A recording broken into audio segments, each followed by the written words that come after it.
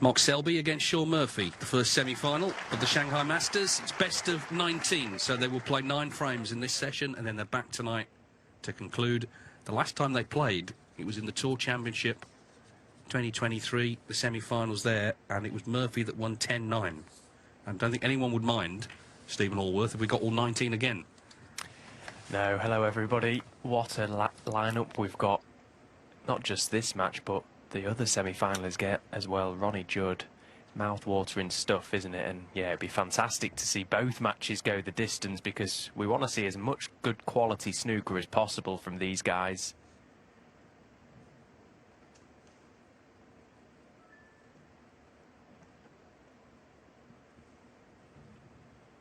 "24 players came here to the indoor stadium in Shanghai with hopes of lifting this title. Just the 4 remain.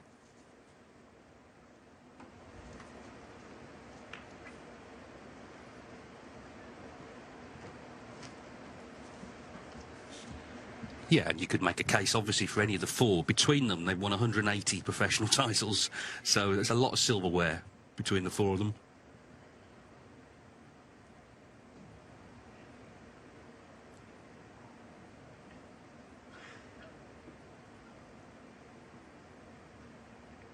Do you think the fact that it's now best of 19, I mean, often it's best of 11 at this stage, will that affect how they approach these early frames, the fact that you're so far from the end, or will they just play how they play? I think it will. You know, a best of 19 always brings a different dynamic.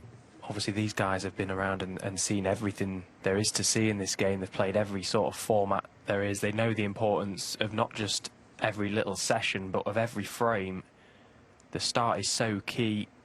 You want to try and get a foothold in the match as early as possible, but you try and break the game up in these little, into little mini sessions, really. Best of 19, of course, finals best of 21. Just try and win your mini sessions, because if you take care of your mini sessions, ultimately you're going to win the match. Yeah, and Selby over the years has been the master of that in the World Championship, of course. The head-to-head is tight, 17-14 to Selby. Interestingly, the last 6 victories for Murphy, he's won the tournament. So the last 6 times he's beaten Selby, he's won that event.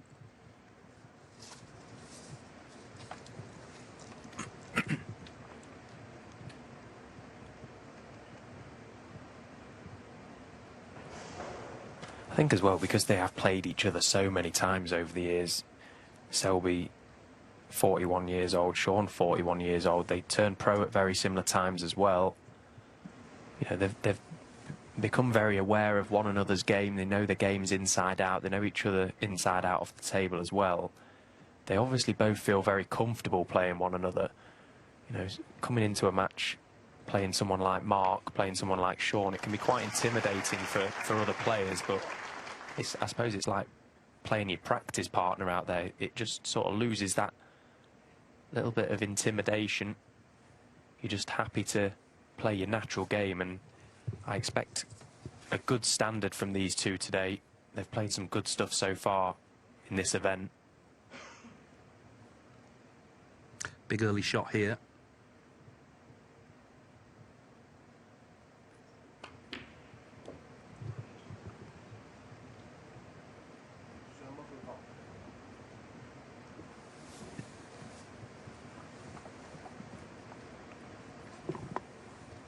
Murphy will always go on the attack, but blue not in.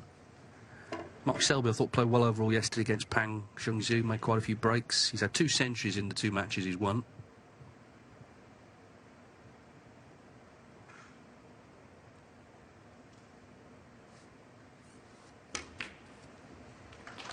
And as I said at the start, his 8th semi-final at the Shanghai Masters, so, OK, he's only won the title once, but he's gone deep so many times in the various iterations of this tournament. Of course, it used to be a ranking event, and it's been held in different venues as well.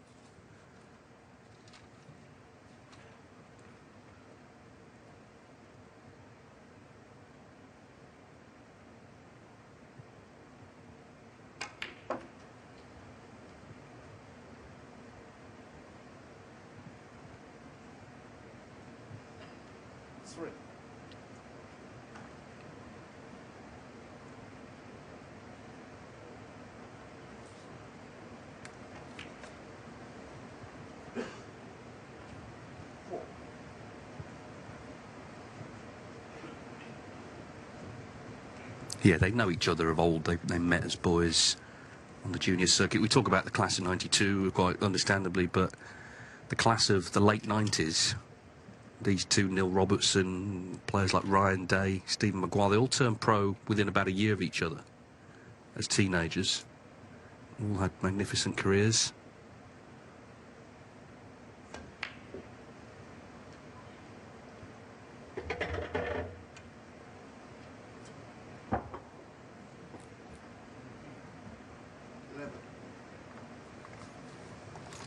Arguably, Shaun has been the best player of the event so far.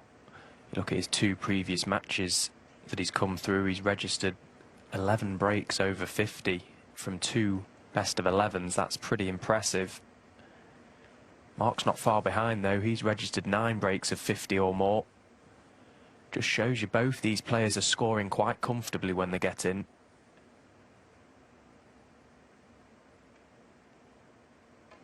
So it's got a very interesting feel to this match, hasn't it? We know how good Mark Selby can be tactically. He's able to just tie his opponent up, almost constrict them at times. But Shaun's very aggressive. So the contrast in styles could be key today.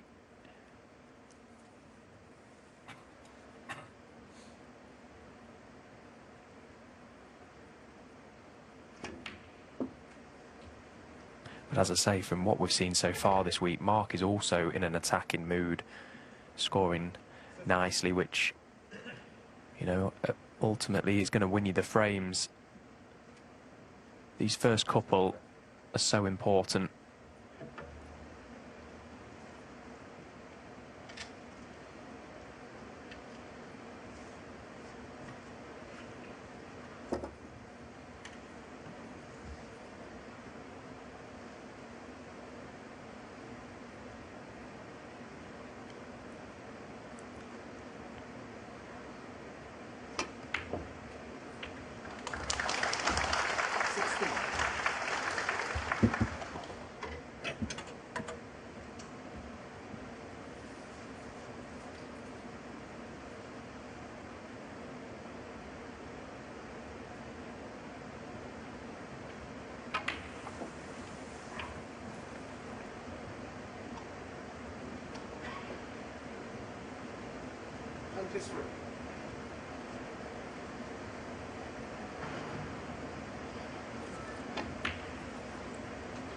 Just a few little message alerts going off, but I think the players are kind of used to that by now. I think all 4 players, you know, there's reasons why they would really want to win this beyond just the prize money and the sort of prestige. Obviously, Selby was talking about retirement at the end of last season, so if he could win his first event back, how satisfying would that be? Shaun Murphy needs a good season because his world ranking will suffer with points coming off. No points available here, but it would be a real confidence boost to win it going forward into the ranking tournaments. Obviously, Ronnie O'Sullivan's trying to extend his record in Shanghai to 5 in a row, which would be incredible. And Judd Trump has never won the Shanghai Masters. It would be another one to tick off, and he would have beaten O'Sullivan along the way to do it. So there's reasons beyond just wanting to win a trophy, I think, for all 4. Yeah, there's a lot of good storylines in the making, isn't there? But the bottom line is these 4 players are still left, and it's a chance for one of them to lift this title.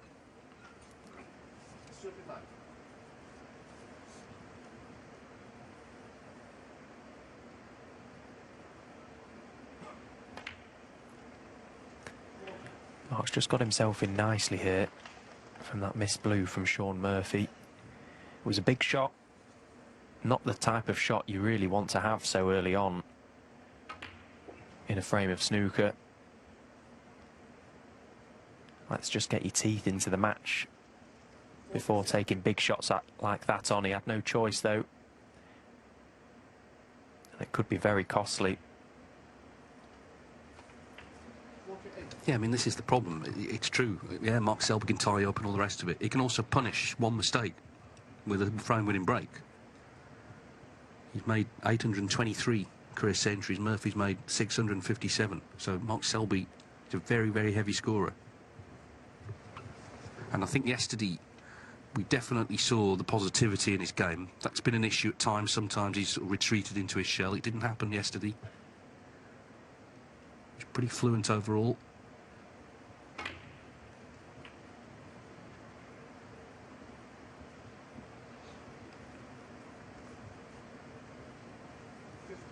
He's the ultimate player, isn't he, Mark Selby? I think if you was to say somebody, list all the attributes you want in a snooker player, all the ingredients, you'd pretty much build Mark Selby. I think, you know, every part of his game is so strong. His good days are unbelievable and his bad days are, which makes for a bit of a recipe for disaster for everyone else, I suppose. Yeah, and I mean, there was a 4-year reign as world number one, where he seemed to come good in every big event, including several here in China. It was 2015 to 2019. I remember that time well because I'd just got on the professional tour myself in 2014. That was the year when Selby lifted the world title. And for that period of time when Selby was at the top of the game at number one, I just remember thinking, like, how is it possible for this guy to not be number one forever? Like, he's that good, and the results he was getting, the matches he was winning, the tournaments he was taking home, you know, just the way he was playing the game, it just seemed impossible for him ever to have a decline. He is that good. Well, that was frame ball, so he's taken these very well. And the significance of the break is how it started. Of course, Shaun Murphy missing that blue. These could have been his had that gone in.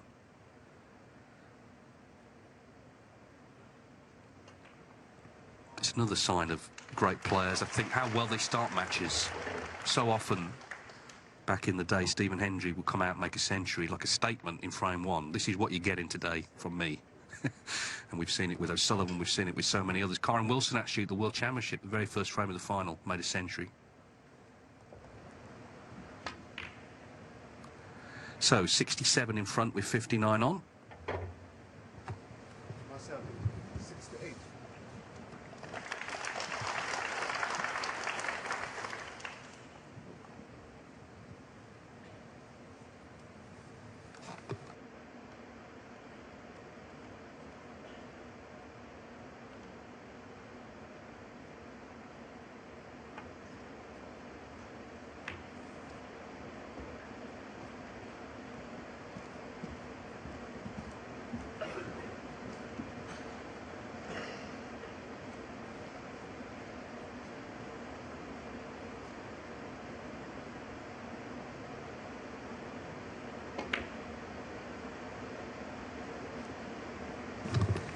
Can't blame Murphy for coming back. It's frame one, but to stand any chance, you're going to have to get rid of, you suspect, 3 of the reds with blacks here.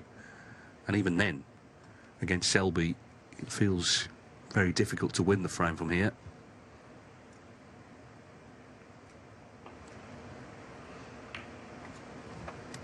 And with Mark as well, what you can guarantee is that in situations like this, okay, Murphy's left the red to middle now, but he'll know exactly which reds to be moving every time he plays a safety shot. He'll understand there is still a potential threat from Shaun Murphy to get back into the frame.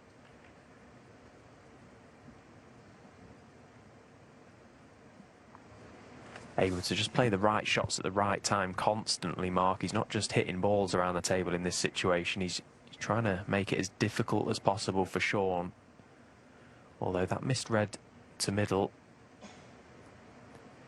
when you miss, they can go anywhere. They've left Mark an easy chance, left Shaun, sorry, an easy chance to lay a snooker there, albeit Mark isn't going to miss these reds.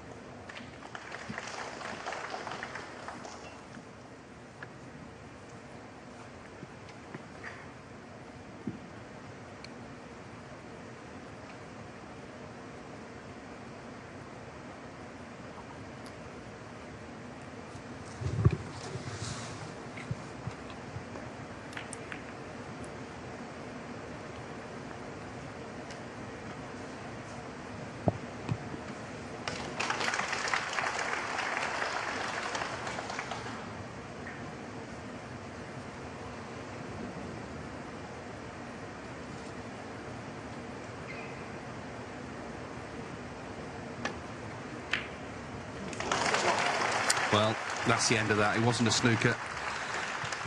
So Mark Selby, of course, had already done all the spade work with the 68 break. He's going to win this opening frame, in which he's not put a foot wrong.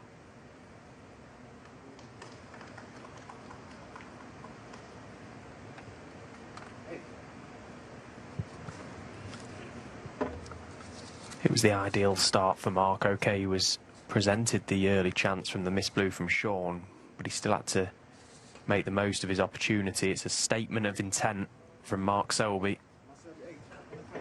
Yeah. But a long way to go, of course, because it's first to 10 in the semi-finals here at the Shanghai Masters. Second frame. Shaun over to break. So Shaun Murphy had that early chance in frame one, missed the long blue, and Mark Selby punished him. Reminder, they play 9 frames in this opening session.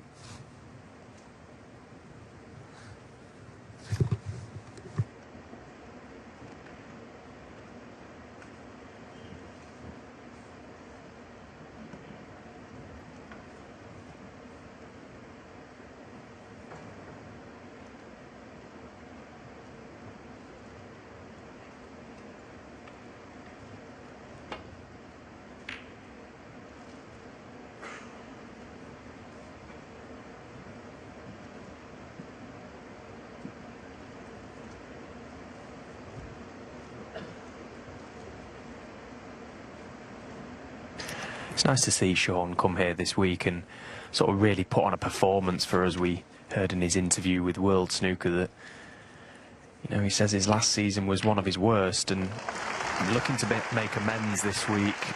And in all fairness, it was a really disappointing campaign for Shaun Murphy last year. You know, someone of his calibre to lose 5 first-round matches. You know, it's not very often these top boys lose early on in events, never mind 5 throughout a season. So he's probably right in what he says, that it was maybe one of his worst seasons to date. But of course, this is a new campaign, and Shaun took the option to play in the Championship League over in Leicester at the Mattioli Arena, and comes here looking very refreshed. He looks like he's in stroke, ready to do some damage.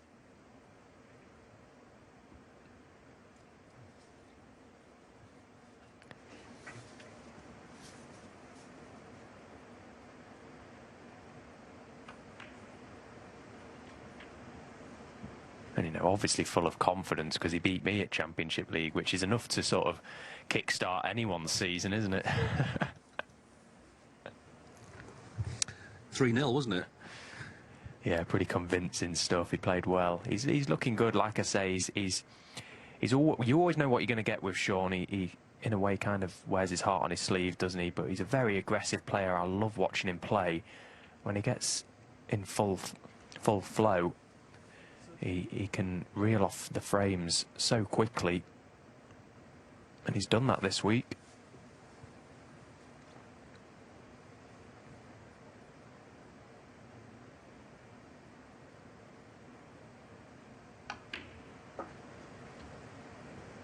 There is a difference as well between just results and performance. I mean, I know that Karen Wilson last season felt he was playing well. He wasn't getting the results.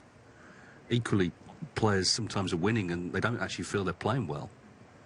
But, you know, if you just look at a player's results over a season, it doesn't really tell you necessarily about the standard they're producing. Of course, in the end, Wilson came spectacularly good at the Crucible.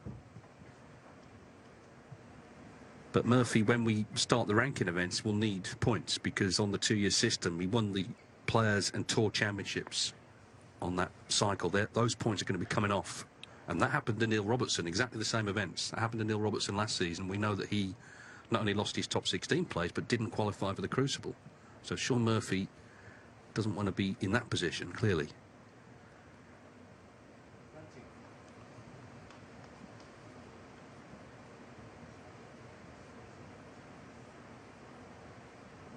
It's an interesting point you make about performance and results, though, because you're right. You don't have to play badly nowadays to lose matches on the World Snooker Tour. The players right through the rankings are so good. The standard is fantastic.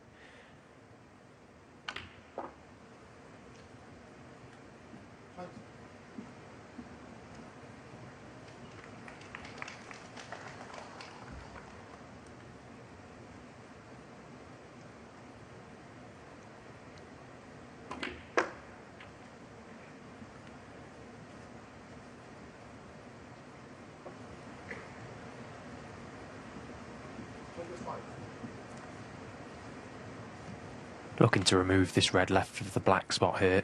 Just had a little glance at the black to see if it would pass the other red. I don't think it will, so back up for blue. The red to the right of the black as well will be tight as to whether it will pop to right corner. He's got the perfect angle here, Shaun, to go into the pack if he wishes.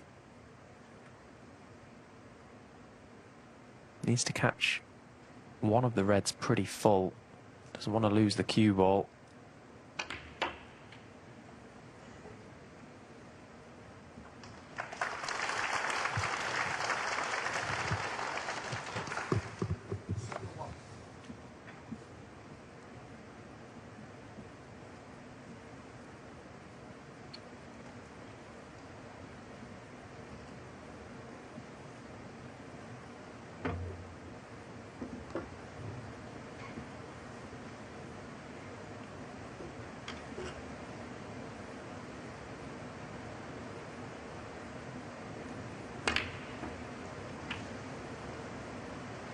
He's always had this air of confidence, and he's had it really throughout his life, because when he was a boy, he was invited in to play challenge frames before the old Premier League against the top players, against the Hendrys and the Steve Davises.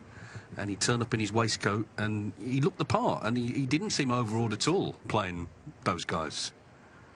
No shrinking violet. He knew he was good.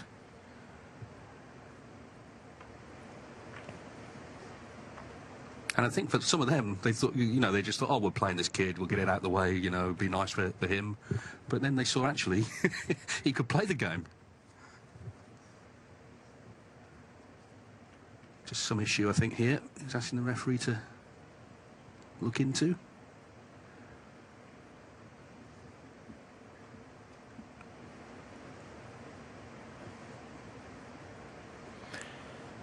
Well, yeah, you see it across a lot of sports, don't you? The best players in the world, they have this sort of demeanour around, well, in snooker terms, around the table, but in general, you know, when they're competing.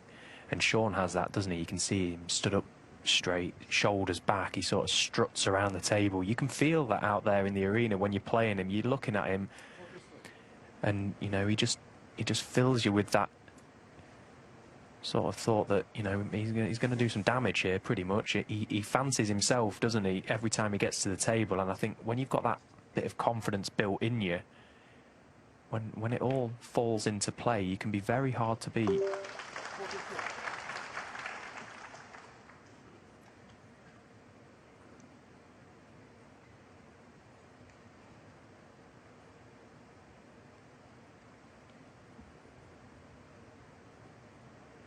You know, like even down to the way he chalks his cue and puts his chalk back in his pocket.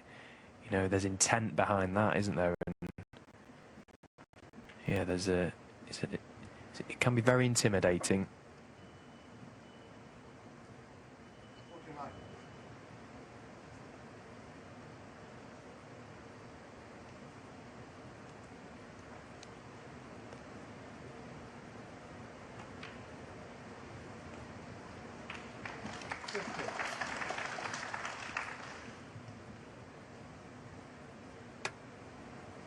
Although one thing is for sure, when a player is like this, you have to be able to back it up. And Shaun can. Well, he's just lost the cue ball a touch there. Didn't catch that cluster of four as full as he would have liked. He has this red down the rail, but this is very tricky. Because it's not just potting the red, he's got to get out for his next colour.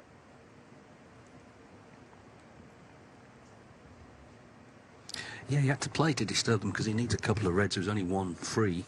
That didn't quite come off as he hoped, though, in terms of what he's left with.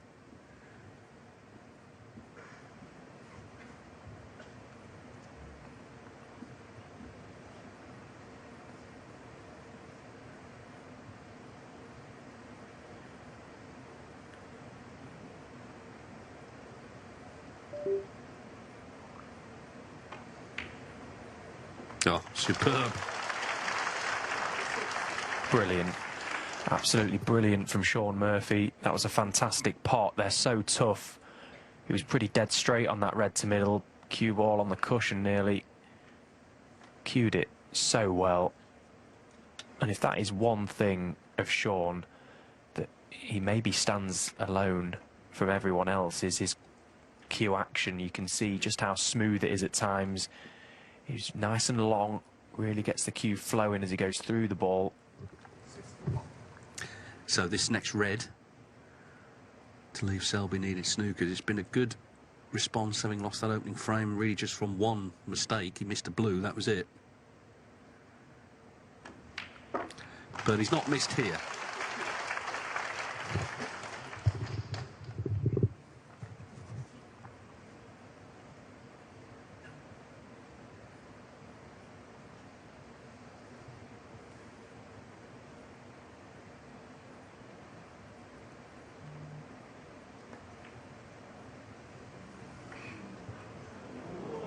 Oh, hang on, he doesn't want that in.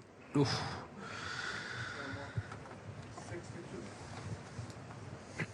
So 62, Selby needs a snooker.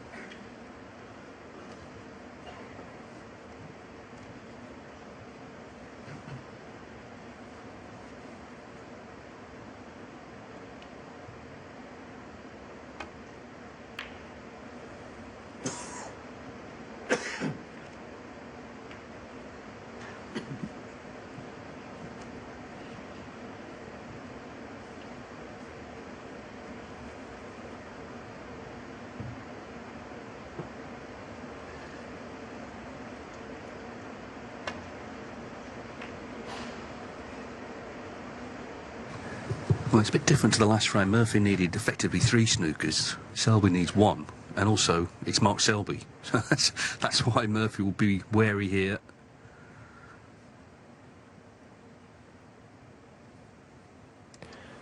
Yeah, and he has every right to be wary, Shaun Murphy, because the Reds are in really nice positions, actually. Should Mark get himself in, be able to get the black on its spot. The Reds around the black spot are quite nice to lay a good snooker. Mark just having a look if this is a big pocket. It doesn't look it from where we are. That black just slightly too far over the pocket.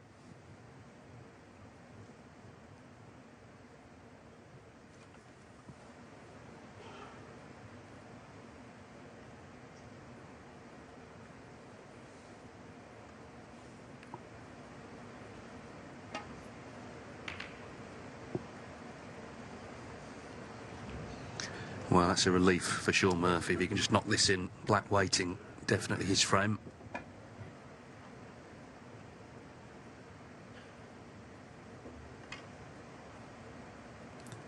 He likes to tell people how good he is with the rest. And he's right to. He particularly likes to tell Karen Wilson, actually, because he's got that mantle, hasn't he? The best rest player. It's just the way he strikes the ball when using the rest. It's not easy to sort of replicate your natural technique with the rest, if you like, and how you actually cue and hit the ball, but Shaun's able to do that. Well, we seem to have a slight picture breakup. Thankfully, it's come with the frame 1, but we've got maybe a few weather issues affecting the satellite pictures. But in fact, they are back. Here we go.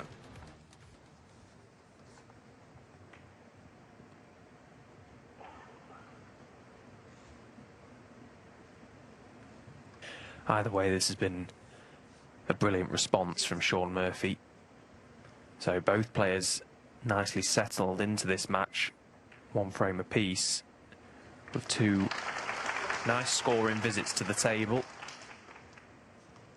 And what an early season treat this is. You know, we're here in July. We've got 2 great semi-finals, best of 19s, and whoever comes through the final could be a classic on Sunday.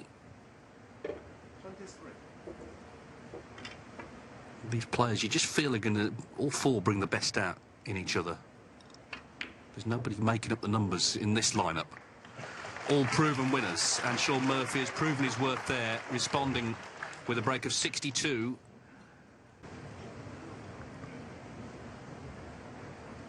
Only Ronnie O'Sullivan has won more matches in the history of the Shanghai Masters than Mark Selby.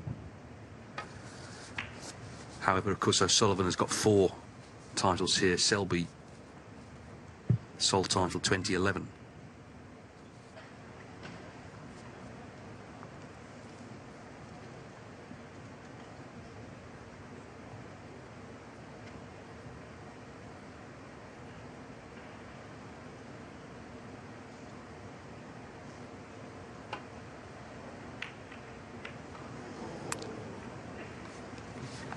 Well, he's caught the red a little bit too thick, trying to navigate the cue ball around the back of the black. If he gets the potting line of that red, he avoids the cannon. So both parts of that shot went wrong for Shaun. And straight away, early on in this third frame, marking with the chance.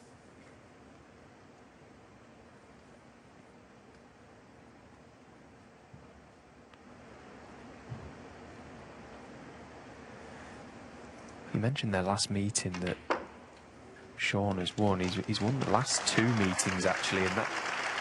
I just wonder if Mark Selby acknowledges those kind of records and results. You know, someone like Mark, he wants to beat absolutely everyone. He wants a positive record over everyone. He currently does have 17-14 in the head-to-head, but he won't want to go too much longer letting Shaun keep getting the better of him.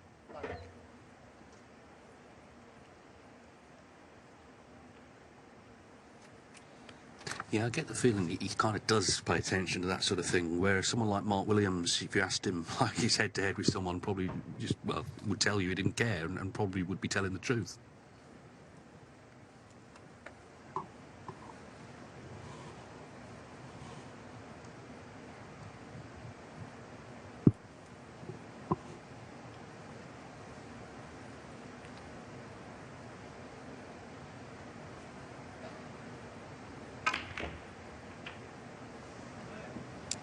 Well, it was an awkward little pack to get into from the black. You could see how the cue ball sort of arced into them and then went again. Plenty of backspin on that white. Just wasn't able to get the white out of there, though. I mean, the reds have spread quite nicely, but the cue ball is stuck right in amongst them. This now a tricky little one to right middle. Played it nicely and got the cue ball out of baulk. Great shot from Mark. Yeah, and we're seeing here how players get pigeonholed. You know, the amount of times he gets described as a grinder, within a couple of shots here, he's got everything into play. He's got the table about as open as it can be. You've got to keep a toe here on the floor, though. Maybe a bit more length on the cue.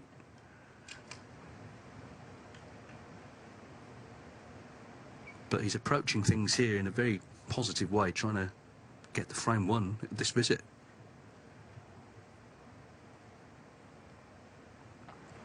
Right old stretch, though, isn't it? Yeah, and just being ultra careful of his grip hand there on the back of the cue. You can see it was unnaturally close to that red, which meant he had to just cue down fractionally on that shot. Dealt again with it very well. But yeah, I think every snooker player likes an open game. You know, you look at every player and, of course, everyone's got different styles, different approaches to the game of snooker, but I think the bottom line is all the players prefer it when the frames are like this, the reds are open and you're scoring. But what Mark is able to do better than anyone else is that if frames do go a little bit scrappy, he's able to just tie you up in knots, force the mistake out of you.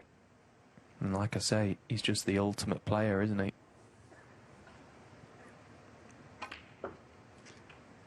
Yeah, I think that's the thing, though. It seems some people don't understand that is a skill in itself. It's not a bad thing to be able to do that. It's a skill because not every frame is going to be open. Balls will go awkward. And not every player is as adept as Selby at figuring out the puzzle.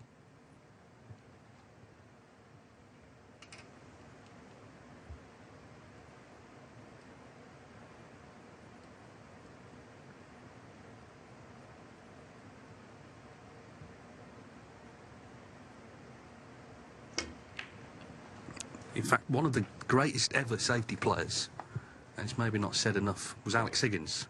You speak to any player of that era. Stephen Hendry actually said he thought he was a genius safety player, but that's not what people think of with Alex Higgins. They think of the shot making and maybe some of the controversy.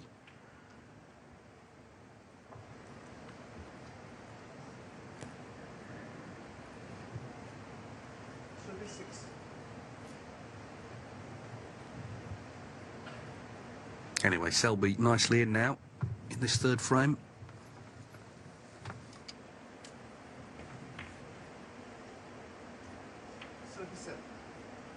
Well, just didn't quite push the cue ball through far enough there. He had one eye on the red that he was playing into. Was a little bit unsure that he didn't want to push the red close to the black, which meant this black is now thinner than he would have liked.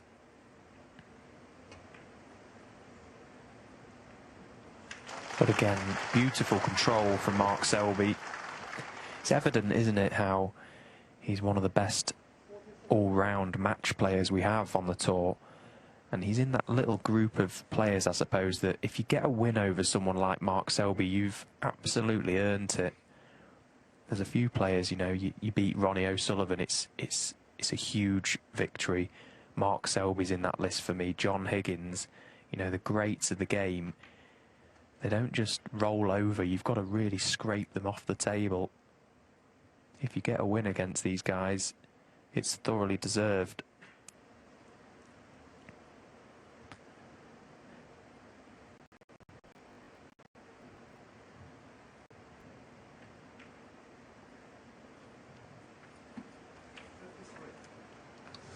Well, Murphy took on that long red at the start of the frame. Didn't get it.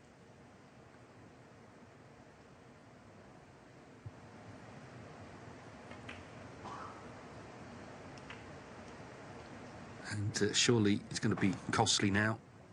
Selby already up to 60. I wonder if his good friend Barry Hawkins is watching, because of course he's top of the breaks league on 141.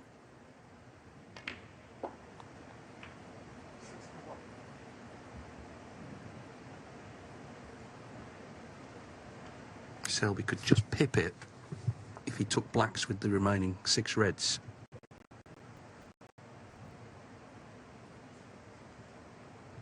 And it's 10,000 with high break.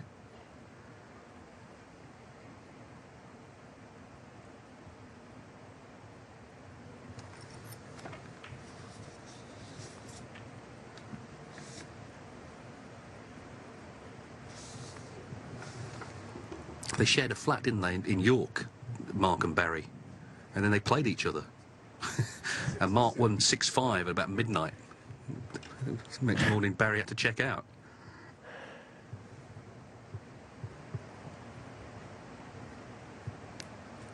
Anyway, this is frame ball. Very businesslike here, Selby, looking really focused and not looking for problems when he's at the table. He's on the front foot, as I say, very early, got the balls into play.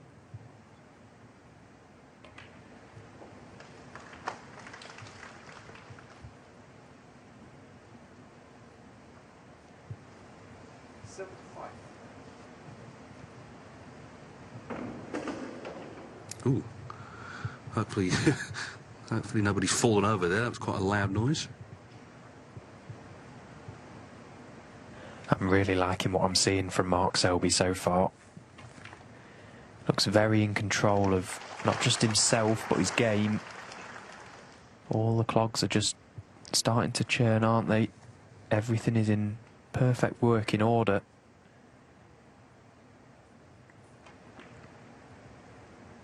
Well, Hawkins' money is safe for now because he can't threaten the 1-4-1. He's taken a blue. Doesn't matter. It's about nailing the frame in this single visit. Again, punishing just one mistake from Murphy. I mean, it was a tough pot he took on. But that's the level, isn't it? One mistake at this level of snooker can be colossal.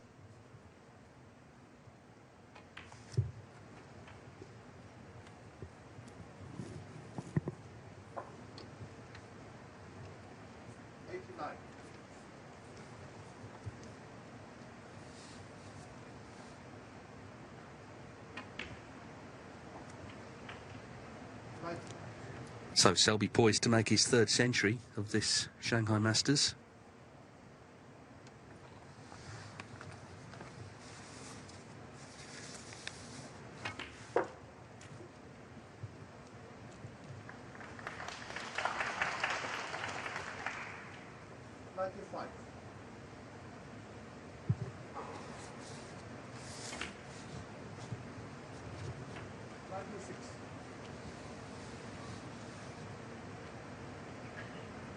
Just needed one chance.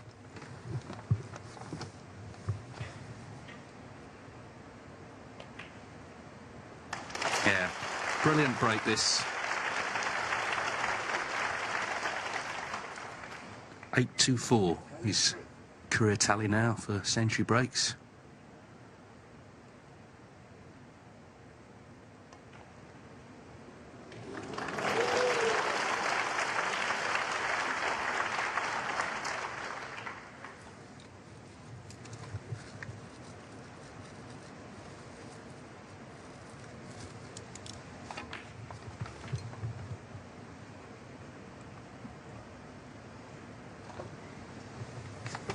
Doing what he always does. Doesn't take any shot for granted. Look, even though the frame is long gone, he's over the century line. He just wants to clear the table up. Still gives every shot as much care and attention as he would if it was the Open in red. This is why he's so relentless. He never lets himself become careless out there in the arena. Just fully keeps himself in that zone, in that mindset. It's not easy to do because when the frame is won and the century's been made, you often see players just having a little bit of fun with it, I suppose. Not Mark. This is all business. This has been a wonderful contribution. Had work to do with the pack of reds early on in this frame. He's answered every question. Yeah, and if he pots this black, it'll be his highest ever break in the Shanghai Masters. Previous best 1-3-2.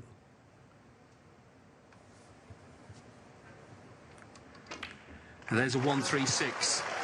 Total clearance from Mark Selby. Shaun Murphy missed a long red.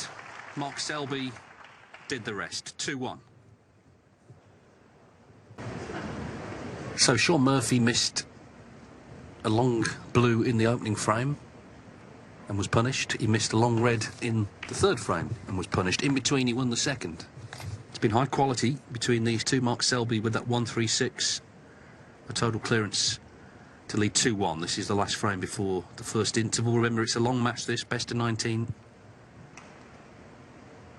But one of the players, of course, is guaranteed to be in front at the halfway stage.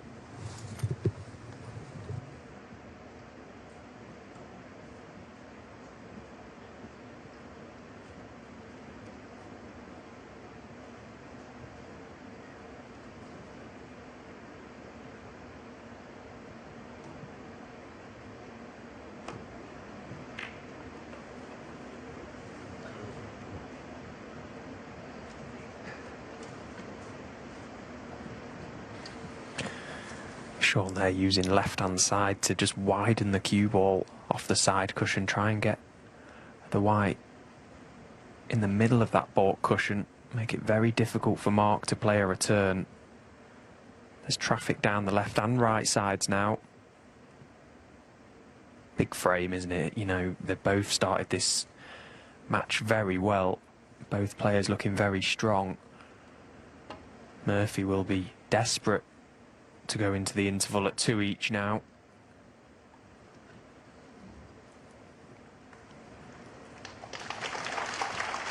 Perfect weight on the cue ball from Mark Selby.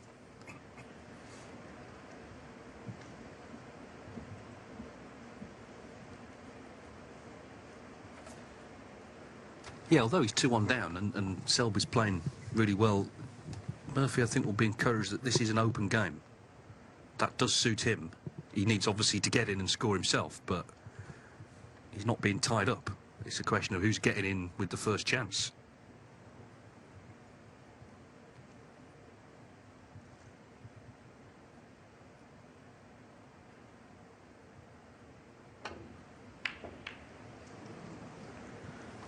Very tough pot he's attempted there. When the cue ball's so close to the baulk cushion, you've really got no room for error. The red in itself was hard enough. It would have been difficult if he'd have had his hand on the table. Was forced into it from Mark's nice safety shot. Now, what's the damage? He's obviously left reds. This red to middle just needs tending to. If he gets nice on a colour here, he could be away. Oh, he's missed the red. Well, I didn't expect that from Mark. The first sign of weakness, I suppose. Just took his eye off it. Well, he's lucky, really, not to leave that same red.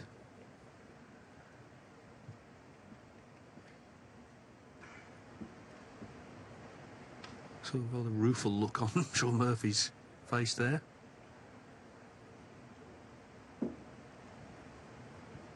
I still fancied him to pot the red, Mark, but it just landed a little bit awkward. He had to slightly dig down in the cue ball to control it.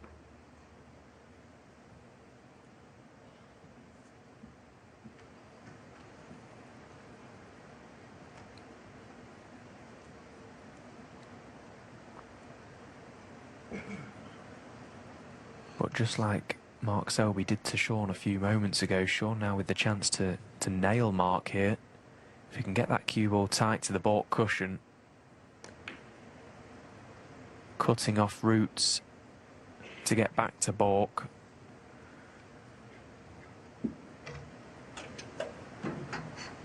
Well, it could have been better. Mark's got a thin edge down this left side.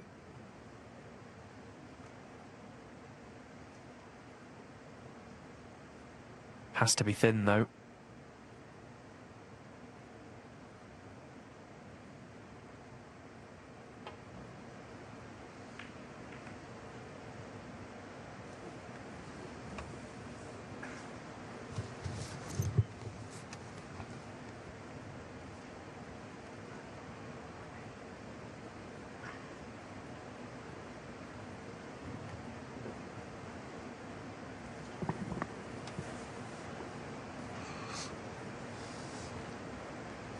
So much too short with the safety shot, hand on table. Shaun will be attacking and getting. Lovely control again. Knew exactly where that cue ball was going. Found a little avenue to send it round. 2 cushions back out for blue.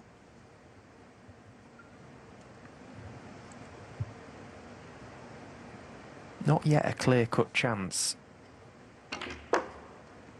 The 2 high-value colours, pink and black, are all very congested at the minute.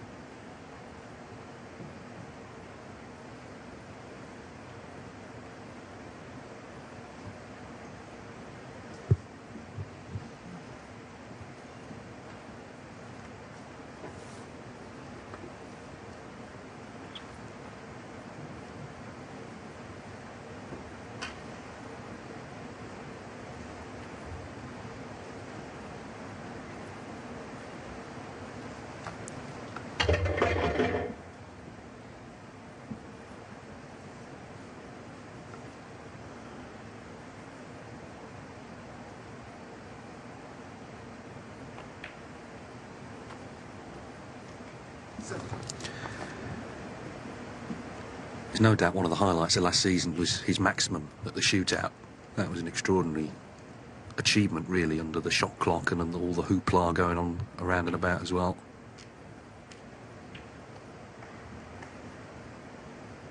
Unbelievable. I'd never thought we'd see that.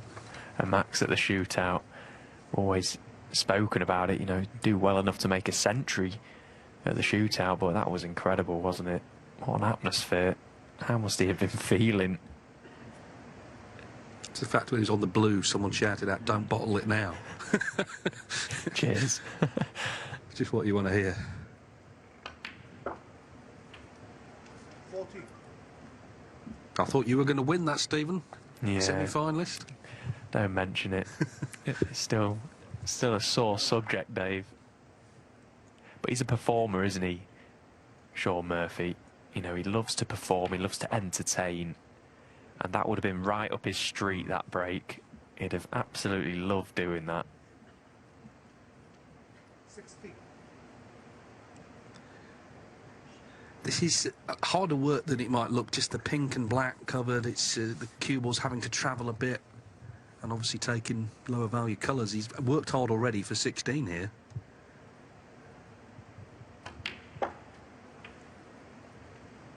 17. And there's still plenty of work to do. He's just slowly chipping away. The reds are all there for him, but it's his position on his colour that is important. That cannon's gone slightly astray. He may can just squeeze past the pink here for red to right corner. 22.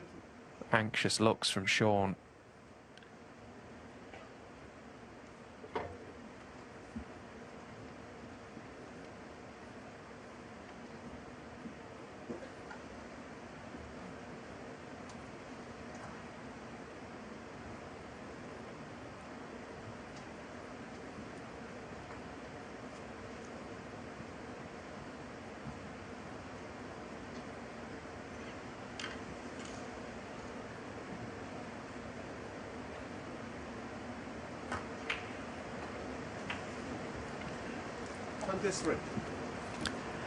Played it well.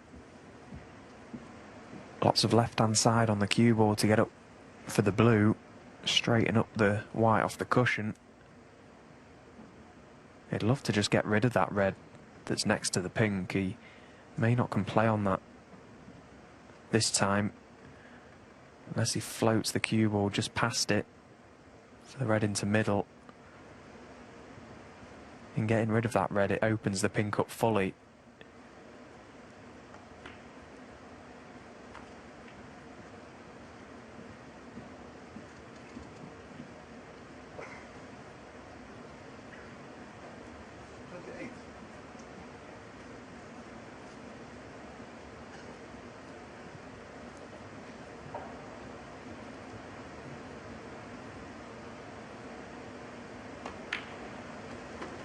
Yeah, nice pot from Shaun.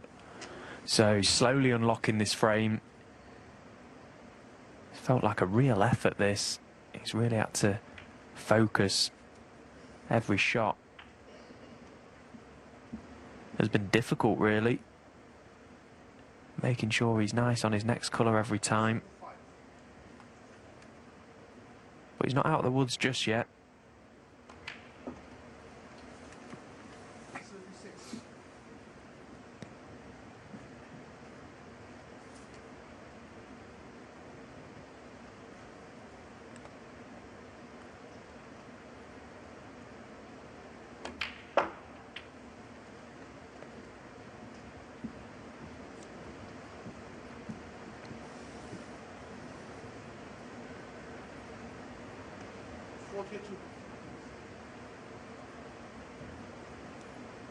So last of the loose reds, really.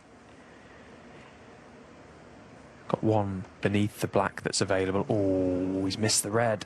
And he was a long way away. Just felt like he'd done a lot of the hard work there.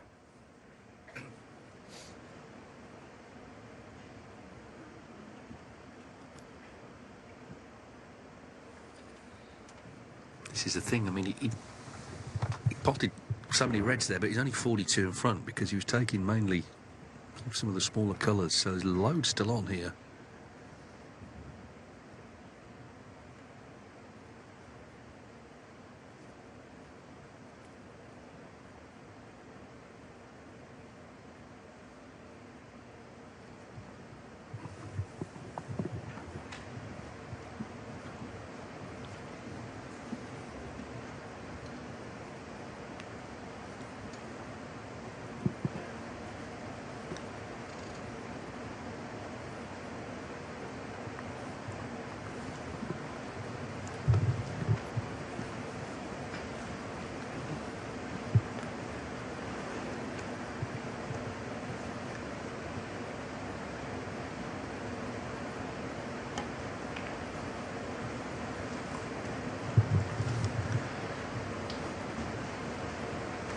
Well, it's a bit of a standoff with the red in bulk.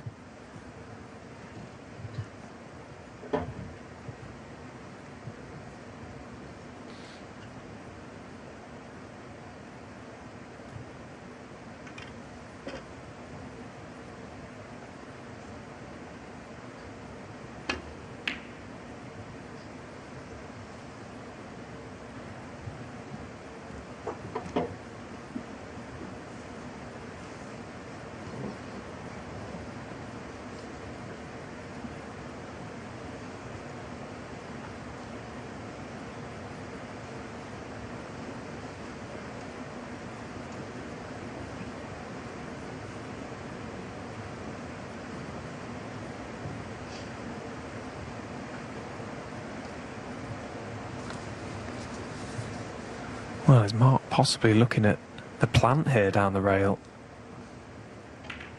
No. Shaun just happy to keep chipping away at the reds here, just push a few safe. Doesn't need to do anything silly, just try and protect his 42-point lead. Ideally, he'd like to get some colours safe as well at some stage, but for the time being, just whatever you do, don't present an easy chance for Mark.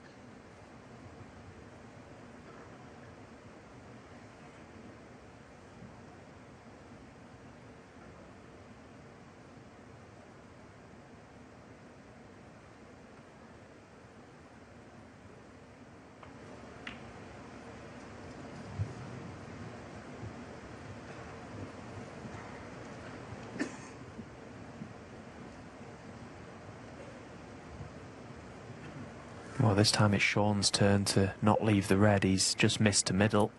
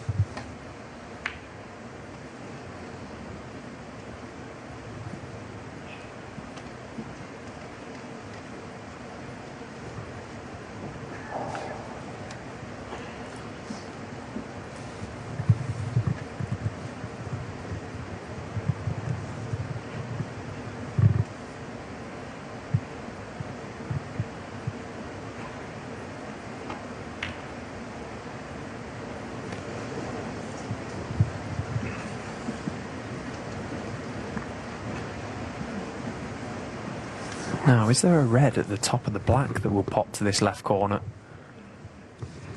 Looks very tight. Obviously not available for Mark.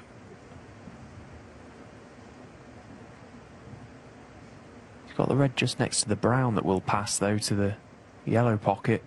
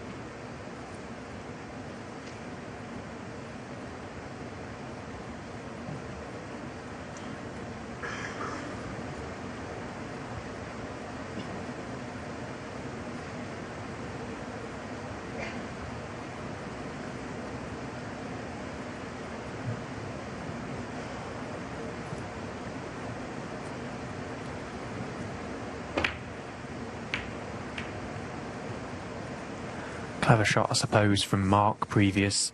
Knew exactly where he wanted to leave his cue ball, forcing Murphy to try and bring these reds into play around the black.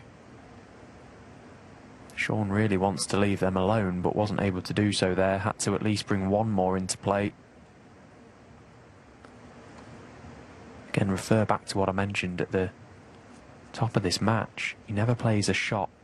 He never plays a nothing shot, Mark Selby. There's always a reason behind it. Yeah, I mean, as you say, now all the reds are basically in play. OK, one's gone on a cushion, but it's a lot more open than it was just a few shots ago.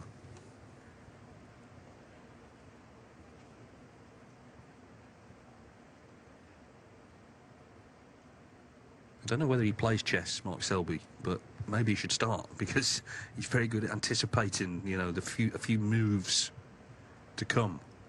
And he's worked this really well. He's got the table now into a position where pretty much everything's possible.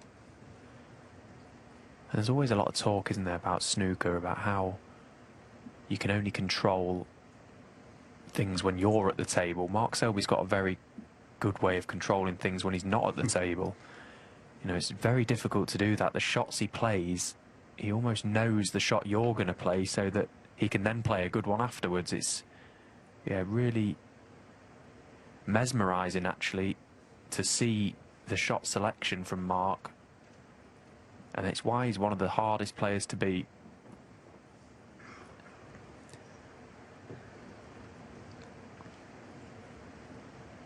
So a few moments ago, he looked an absolute million to win this frame, Mark Selby. And then a few clever shots later, he's forced a half mistake from Shaun. This red does cut to right corner. And all the reds are open now. So this is a chance.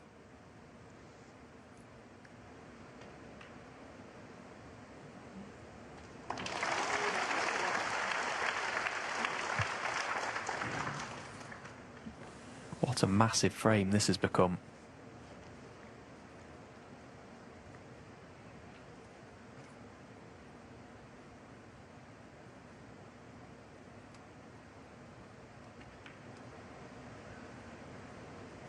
Well, in some ways, if he wins it, this is the absolutely quintessential Mark Selby frame. The way he manoeuvred that situation with all the balls tied up into this situation to potentially make a frame-winning break from it.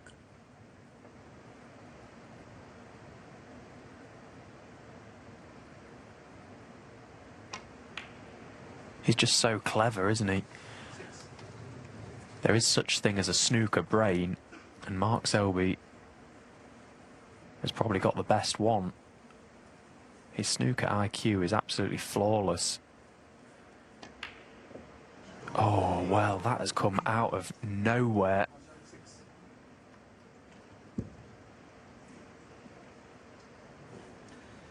Amazing. All that hard work to manoeuvre the position, and then he misses that brown. Second miss in the frame. You remember the red at the start to the middle, but that's a more significant one. And Murphy, who must have been sat there thinking, what's happened here, can now kind of style it out here in this frame. He can do enough to get to 2-2.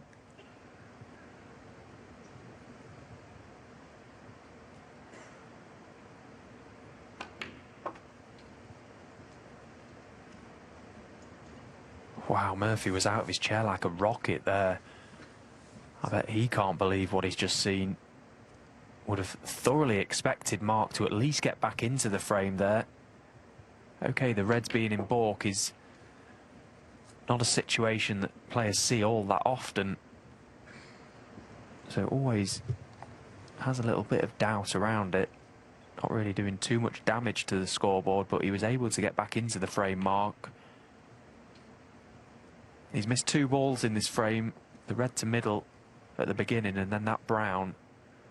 I suppose it's a good job the interval is coming, because he's able to just take himself out of the arena, just probably have a little word with himself.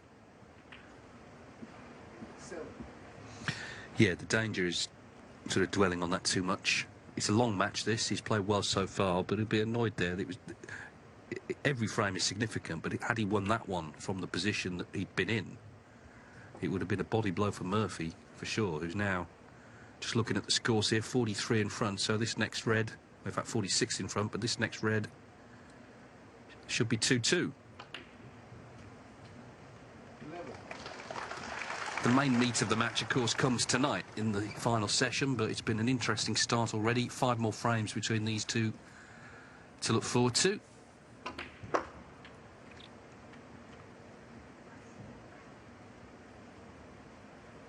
Shaun Murphy has missed a couple himself, but they've been tougher pots, you've got to say. That blue in the first frame, OK, frame 1, not quite played in yet. Then the long red in frame 3 as well, that was missable in any frame.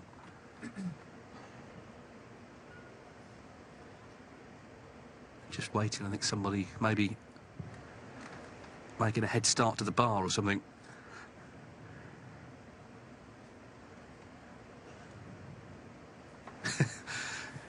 It's Kyron trying to put him off using the rest.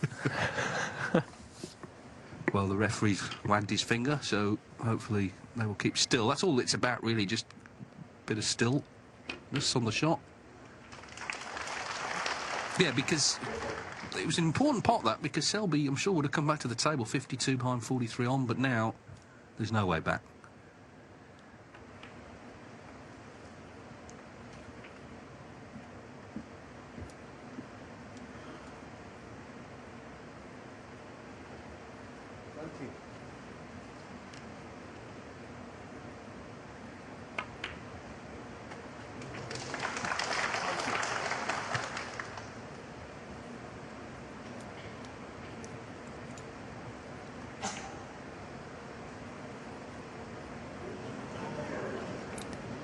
So an eventful frame. Mark Selby got himself into a position where he could have come back and won it, but he missed a brown very unexpectedly.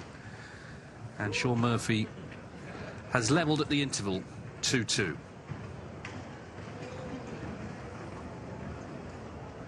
There in frame 4, but here we go. Frame 5 of a possible 19, and it's Mark Selby to get us underway.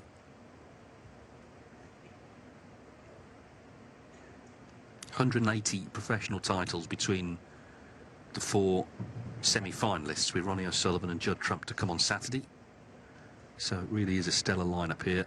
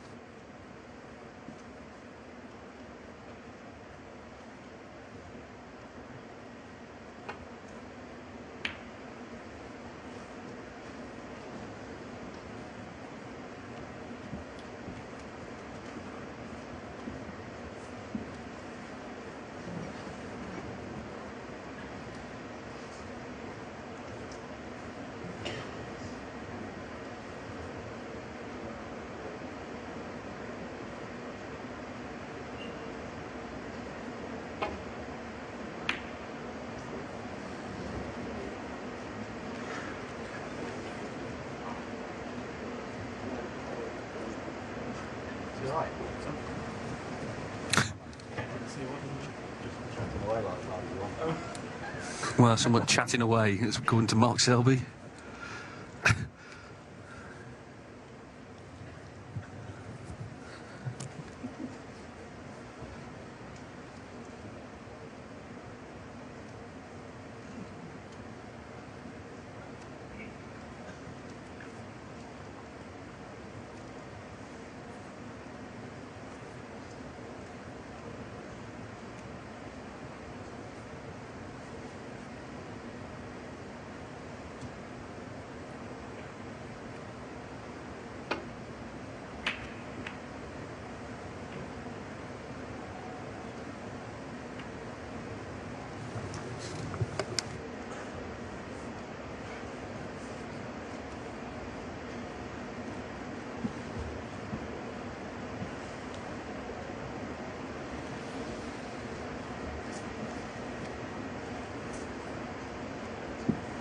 I suppose of the two, Murphy probably felt the better going into the interval, having pinched that frame.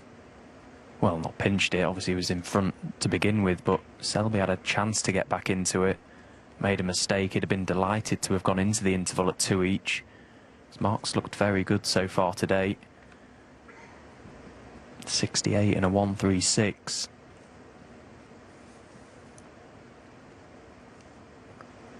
Obviously a long way to go in this match, but as we said at the top of the show, the players will be looking to just win their little mini sessions.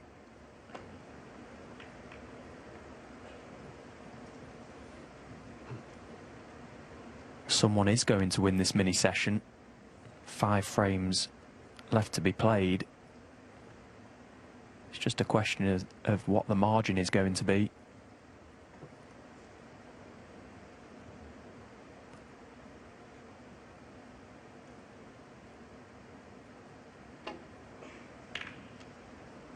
Had to catch that safety shot a little thicker to widen the cue ball to avoid the 2 reds on the top cushion. He's not quite got there. I wonder if Shaun can just get to enough of the cue ball here. I would suggest the answer is no. There's the red over the left corner, as we can see, that he can just get through to. But it's so tough if he can't get to the middle of the white. He's having to go high to just cue past the green. That's a very good shot from Shaun Murphy. They're far from easy.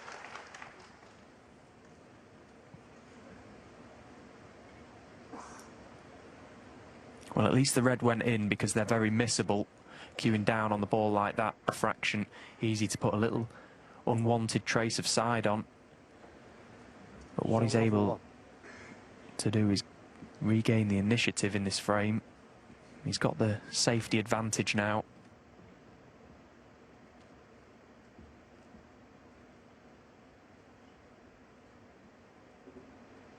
And note the shot selection he's just opted for. Just to push the cue ball right on top of the brown, was purposely leaving this red over the right corner for Mark, almost wanting him to go for it. Because cueing down is not ideal. If he pots it, Mark retakes the initiative, but it's so tough, he's not even going for it. Weighed up the value nicely there, Mark.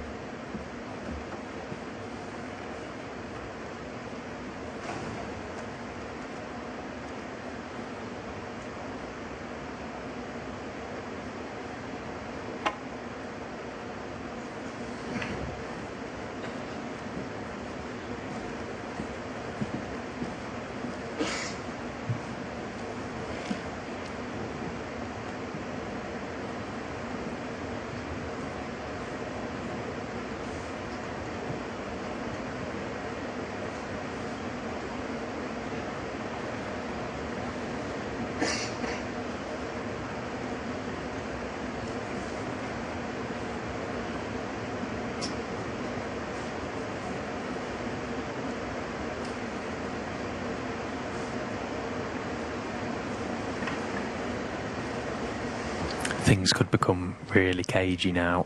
That red in baulk is just a hindrance for both players. Not really able to do too much at the minute. Neither player wants to leave a shot on that red to the yellow pocket.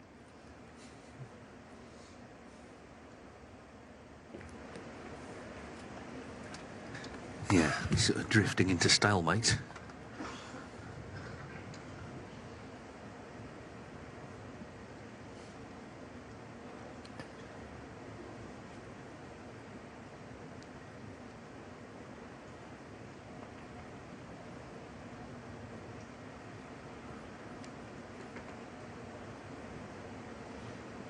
Well, maybe drifting out of stalemate. He's took a big risk there, Shaun. You could see what he was trying to do. He's obviously trying to cover that red with the yellow, but where he had to leave the cue ball, he was always leaving Mark with hand on table here. And a shot at this red to right corner. And he's knocked it in. Big mistake from Shaun Murphy. What? Yeah, because he didn't have to play that. Trying to keep the game open, but as you say, left the chance. So Mark Selby has won that little duel. Now can he put some together here? He had that chance in frame four, didn't he? Missed the brown. But prior to that, he was playing nicely. What Shaun's obviously tried to do there is to avoid a stalemate for whatever reason. Perhaps feels he just doesn't want to get dragged into that style of play, but the shot he's chosen to play, for me, it just made no sense. Oh, wow, again, Mark, what a miss. What a miss from Mark Selby. Again, similar to the brown, that's come out of nowhere.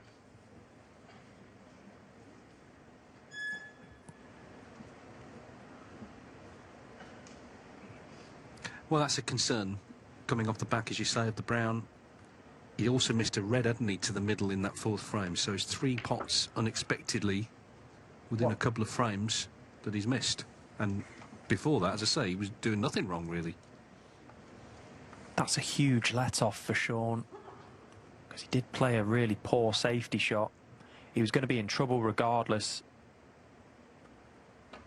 Mark knocking the red in or able to play safe had the cue ball had carried on into the baulk area from the red in baulk, so he's massively got away with one there, Shaun. 6.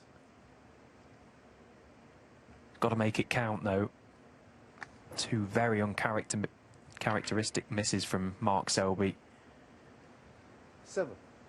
Collector's items, really. You don't often see mistakes like that from Mark.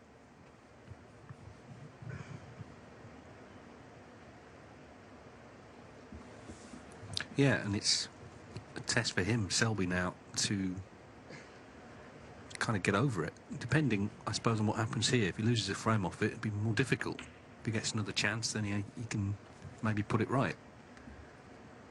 So, big visit for Murphy. These little psychological battles that go on, they don't just go on between the players, they go on within a player's own head as well.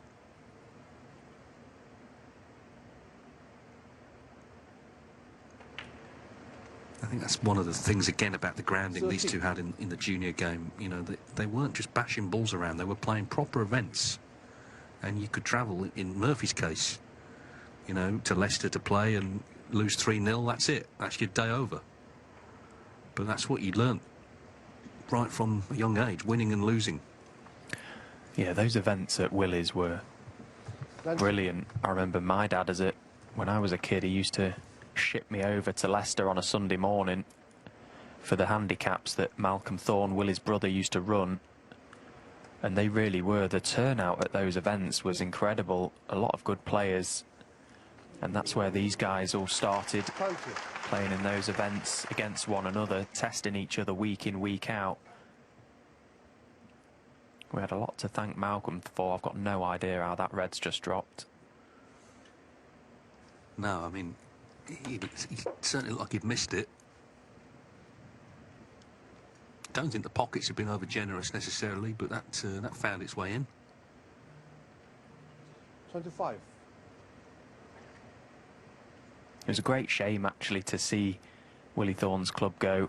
I still go over to Leicester quite frequently to play Ben and Louis and the lads over there, and we often walk past what was the snooker club, just office blocks now. It's a real shame, because what a venue that was. I remember you used to walk in and Willie's table was there, and if you ever got drawn out on that table, it was always a massive privilege. Well, and now as he puts off, he's giving someone the stare. He really is giving someone the stare there. Suggests that there was movement in his eye line. We were saying earlier, you know, he's so reliable with the rest. He was not impressed whatever happened there.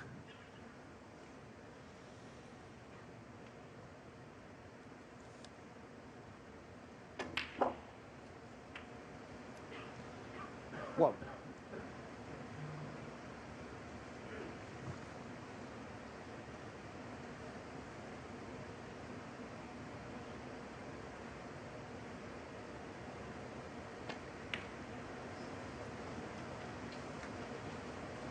By the way, if you are experiencing any slight picture breakup, there is a slight issue on site, so apologies for that. Hopefully it's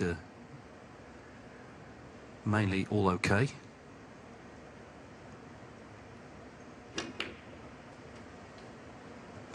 Four.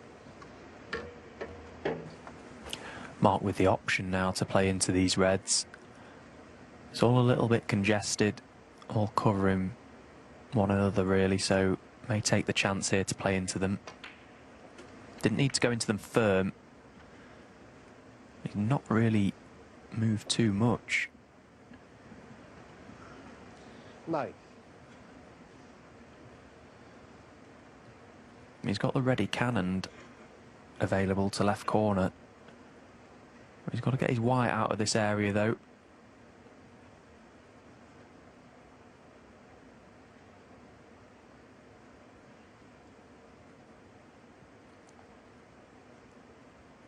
May can screw over the right side of the table for pink. 10.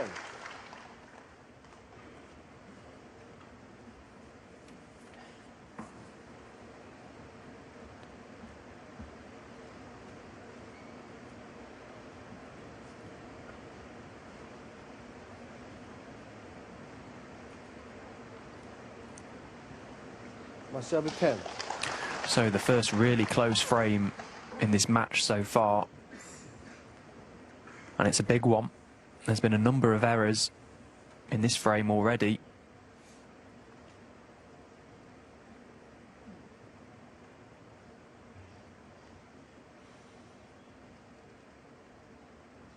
Again, a clever shot from Mark. Not left much of the left side cushion for Shaun to play into. He's got to get the pace right. All about the pace. Well played.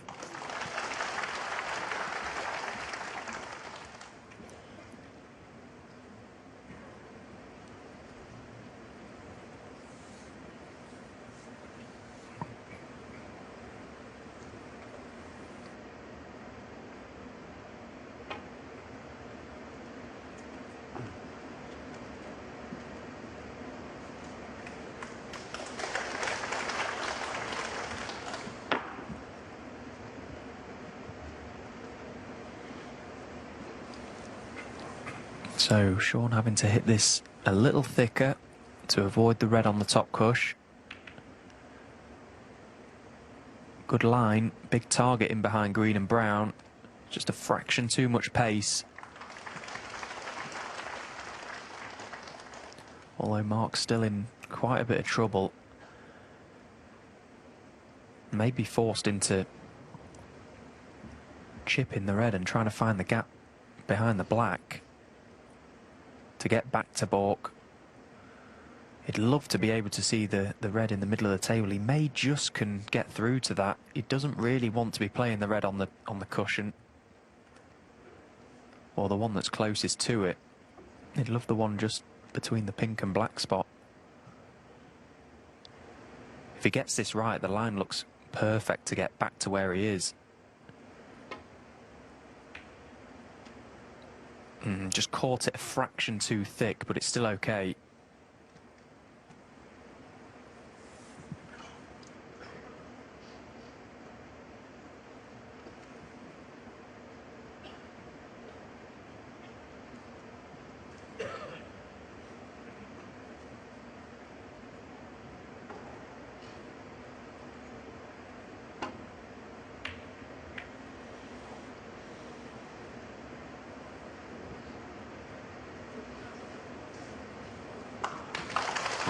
He wasn't going to leave the table till he was satisfied that cue ball was covering the red near the pocket, which it is.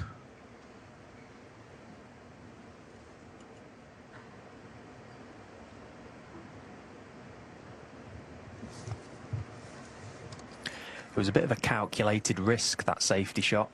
Took the chance to play it thicker with plenty of right-hand side, swing the cue ball around the cushions, the figure of 8 safety shot. It was a big target, as I say, behind those green and brown. Was always pushing reds into play. One went over the pocket, and it's a good job he got a good cue ball. Now, does this red clip?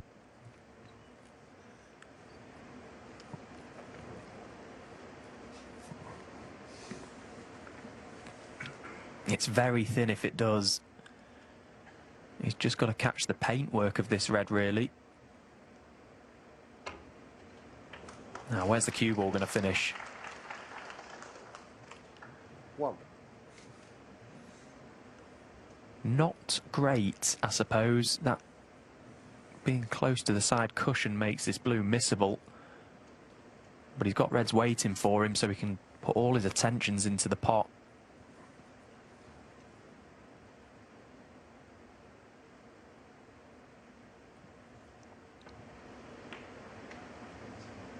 Nicely done.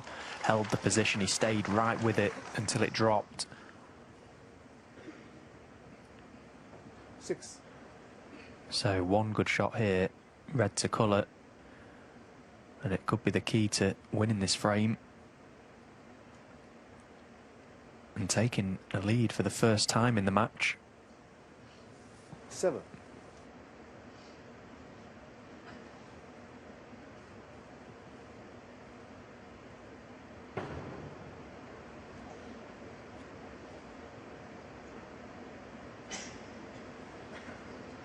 Yeah, he just sort of finished slightly in no man's land here.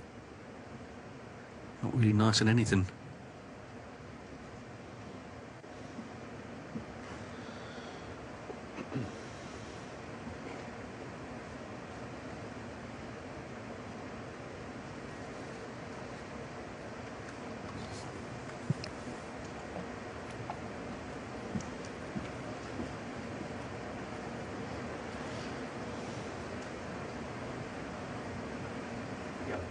Go ball.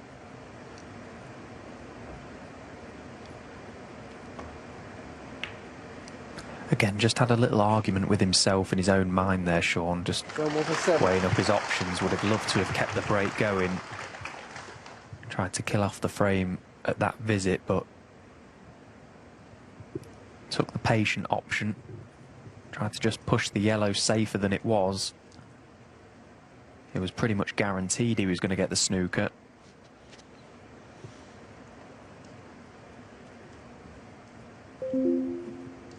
Big target for Mark, these 2 reds. Although the line and pace is quite key because he has to get this one right. Doesn't want to push it on to be available for Shaun.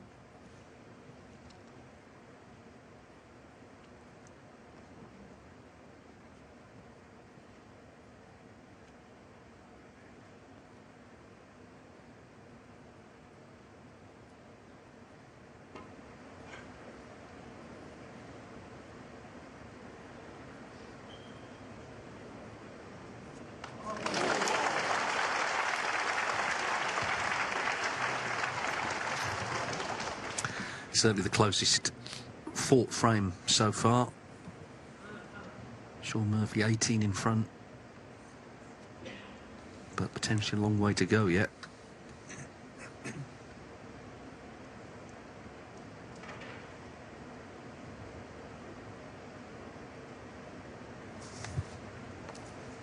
closest match they ever played was the semi-final of the World Championship in 2007, which of course is a 3-day match, 4 sessions. And Murphy led 16-14. Selby won 17-16. They'd actually said beforehand, because they were good friends obviously growing up, whoever won, whoever lost, the loser would stay and support them in the final. But you could understand Shaun in those circumstances saying, "Mark, I've just got to go home." He still supported him, but from his armchair.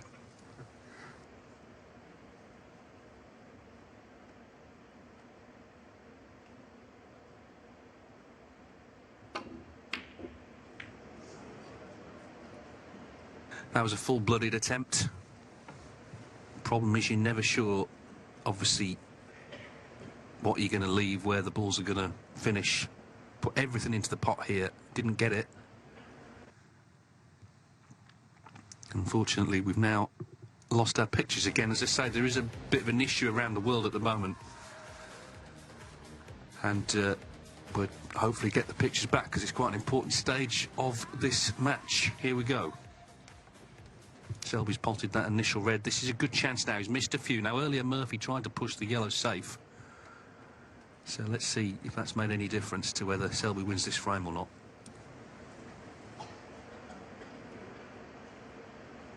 Six.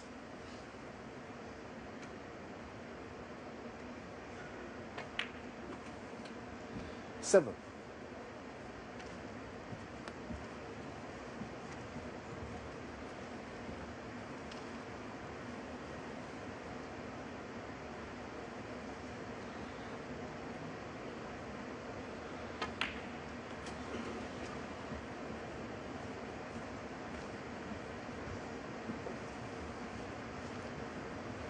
12.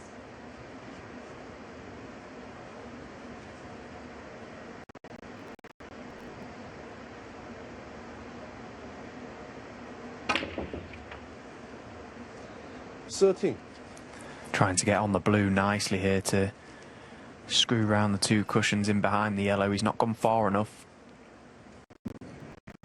So he's got to reroute now.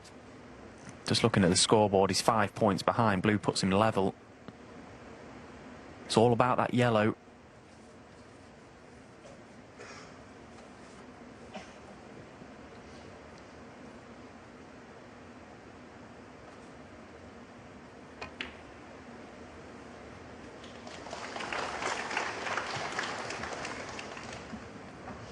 So we know how great a doubler Mark is. His pool background has surely helped him doubling over the years. He's just looking at the option to play that. He doesn't have to. He's got a guaranteed safety shot. But he may be gearing up to take this yellow on. He'll be on the green if it goes in.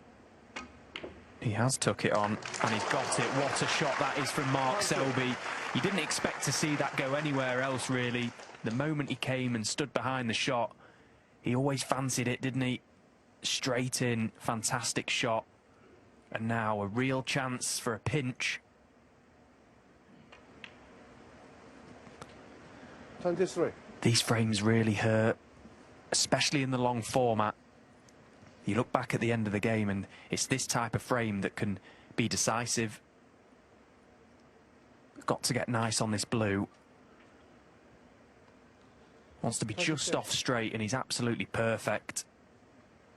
Couldn't have put it any better with his hand.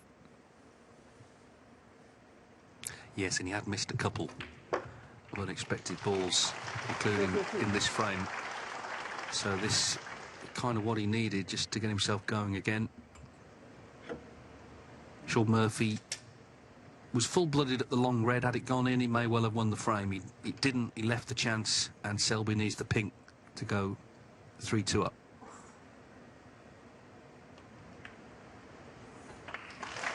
And in it goes. So it's a great steal from Mark Selby. Dramatic frame. The closest so far goes to the Leicester man. 3-2.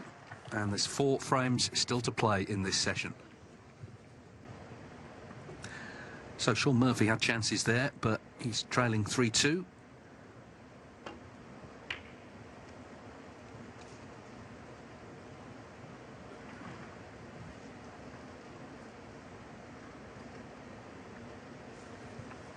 So Mark just able to keep his nose in front for the time being. I'd love to see out this mini session with a healthy lead.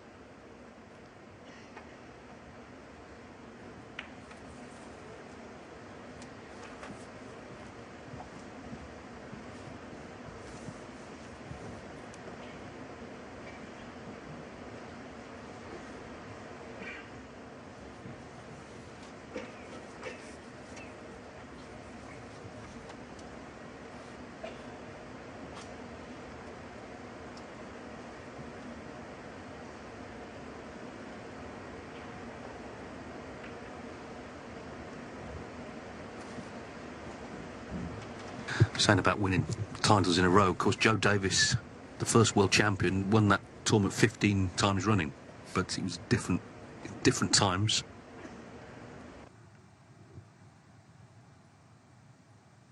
Yeah, in those days there was no TV, so we didn't have to worry about the pictures going. Unfortunately, it's happened again. There are problems today, clearly, and hopefully we will be returned to them very soon. Here we go.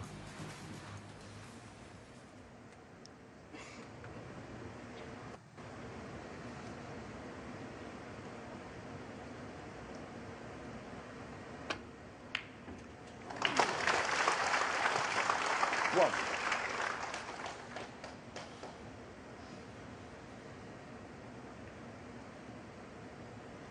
Great opening red from Shaun, the type of shot these guys knock in, day out.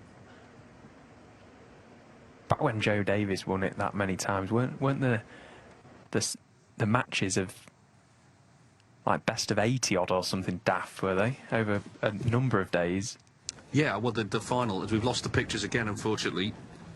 We'll try and get them back for you. The finals, yeah, they were dragged out because they relied on gate money without any, you know, there was no television. So to make any money, it was ticket sales, and they would play the dead frames. So there was a sort of suspicion that, you know, Joe might have gone easy on opponents to sort of get the match close and then pull away at the end. But anyway, that's what it was like then. They were starting out. But of course, the World Championship, not the oldest snooker tournament, Stephen. The oldest snooker tournament, the English Amateur Championship, which of course you are the defending champion in. Yeah, that's right. He has some fantastic names on that trophy. It's obviously an event I've wanted to win ever since I was a kid, really, coming through the amateur ranks. Managed to get my hands on the trophy this year. Some brilliant players. It's great to look back at the history and sort of see, you know, the names that have come through that event.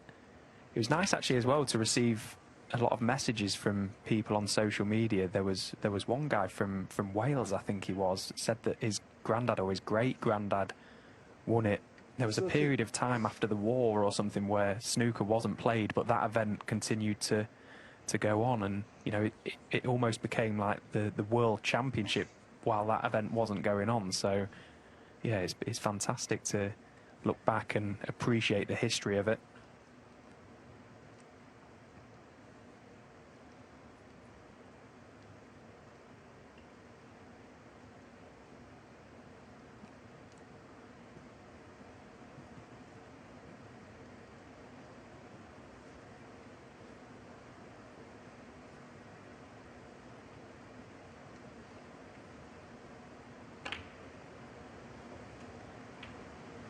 Well, this is not, of course, best of 97 or something. This is best of 19. But every frame with players like this feels big. Moments in frames feel big. The last one was in the balance. Selby made a good clearance.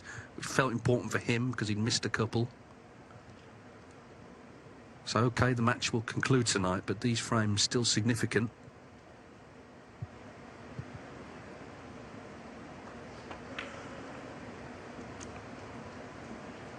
Yeah, of course, both players would love a big lead going into the evening session, but if you're not able to do that, you've got to at least stay in touch with one another.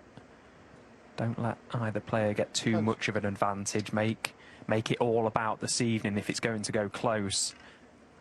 Just try and get your nose in front. As we say, there's 9 frames to be played, so someone's going to have a lead. It's just a question as to who and how much. 21. Again, an opportunity for Shaun to score a few here, but it's not straightforward.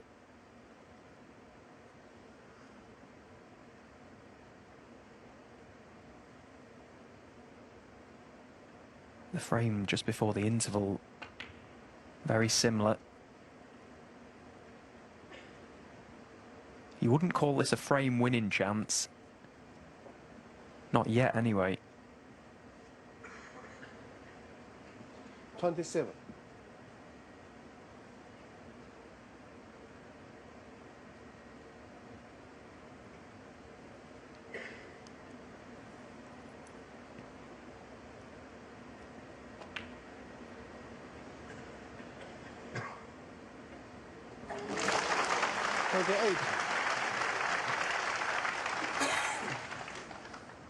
I just love how much emphasis and effort these top players put on every shot. They never play a shot half-heartedly. Every shot is a pint of blood because they know the importance. Every ball counts.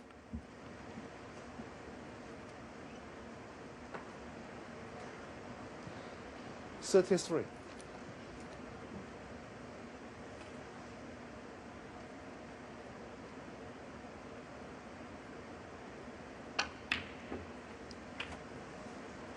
$34. Another beautifully struck shot from Shaun Murphy. Just effortless. Choosing to play the pink because position is easier. The red 2 over from the black will pass. If he's not straight on this red, he may be able to just flick 40. other reds into play, possibly the black as well. Yeah, just a little flick, but he's lost the cue ball. It always looked like it was going to go dangerously close to that corner pocket. Not Selby 4. A little bit of a misjudgment, that, from Shaun.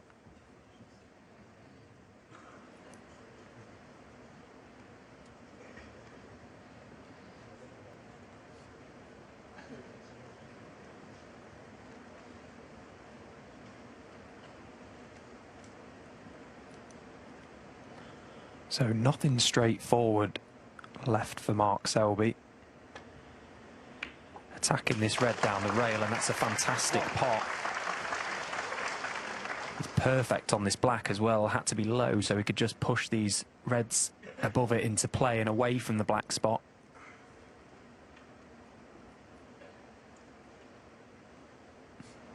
This cannon is quite a delicate one. He'd love to just split the reds and push one available. So the black will re-spot directly behind this red, but to the left of it, which surely means that red will be available to right corner.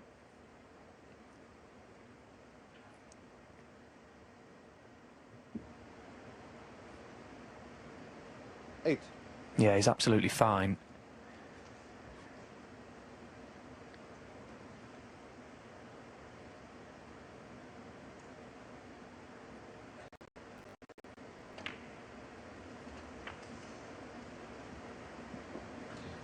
$9.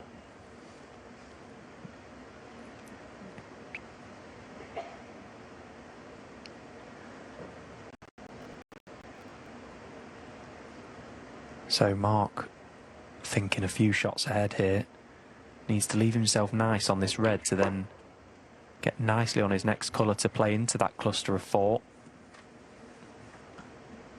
It's not the best pack to go into from the blue, so pink or black would be my choice.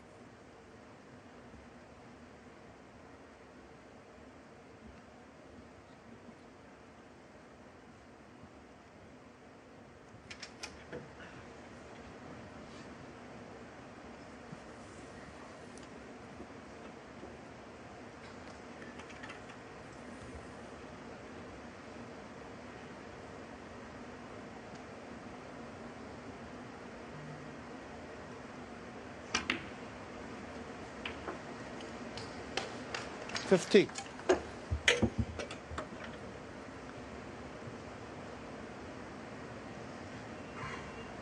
So he's got the perfect angle on this pink. Just a little delicate Cannon to the Reds. They should all push into play. Oh, delightful. Played it so well. Look at the control. Didn't play it too hard. Knew exactly what was happening. 21. Couldn't have put them any better with his hand. 22.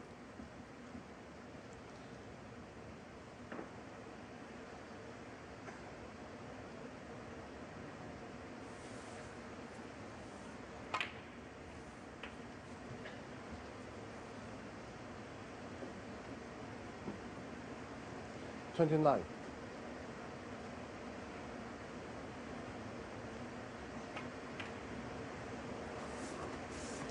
$30.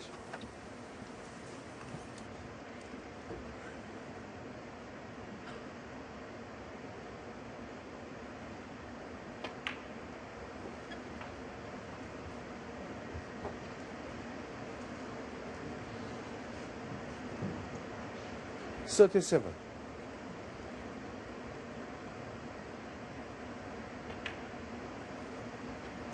$38.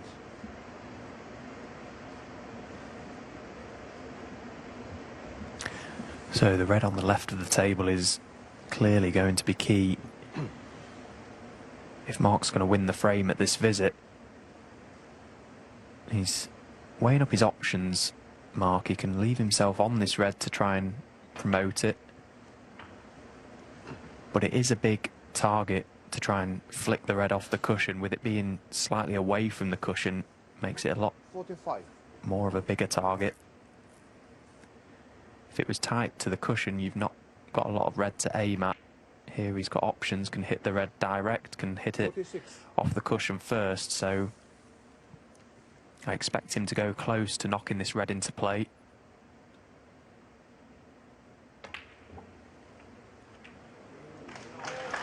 Well, he's hit the red, but it's not nice. Would have liked to have gone cushion first into it. That way he would have pushed it into the middle of the table.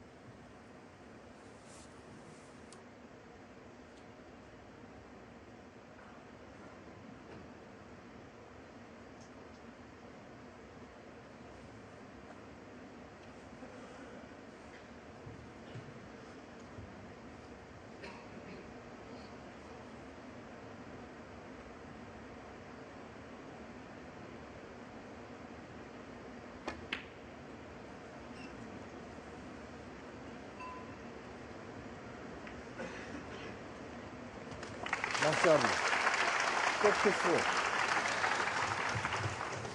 Well, Murphy does come back to the table, but it's a bit of a trudge back, isn't it? Because he's in one.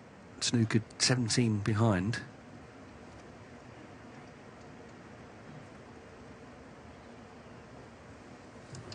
He's got the two cushion escape here, side cushion, top cushion, but in playing that, he needs to be very careful. Two things: that he doesn't hit the red too full, but if he misses it, he doesn't hit it too hard and leave Mark a free ball. So there's all sorts of things that can go wrong here. The bottom line is he has to hit the red and he has to get it safe. And he's going two cushions. Look at the pace he's played it at, though. Foul. Enemies. Very close to catching that thin edge, but played it at a perfect pace to not leave a free ball. Shanghai, the referee, with the replacement. The red, when Selby played it, it caught the pink. Had that not happened, it may not have been in the snooker, but it is what it is. He's got no room for error, Shaun Murphy, with this shot. He's just trying to brush the red and send the cue ball back to baulk. You make a slight adjustment and catch it too thick and it's pretty much frame over. Enemies. He's in real trouble here. Selby 4.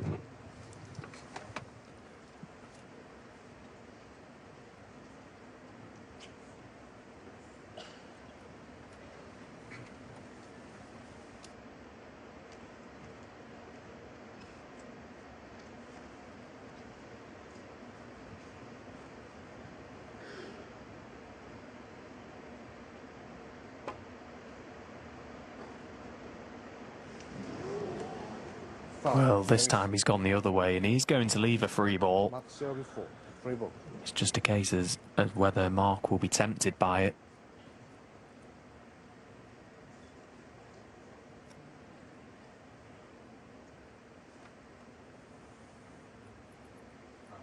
Bumble.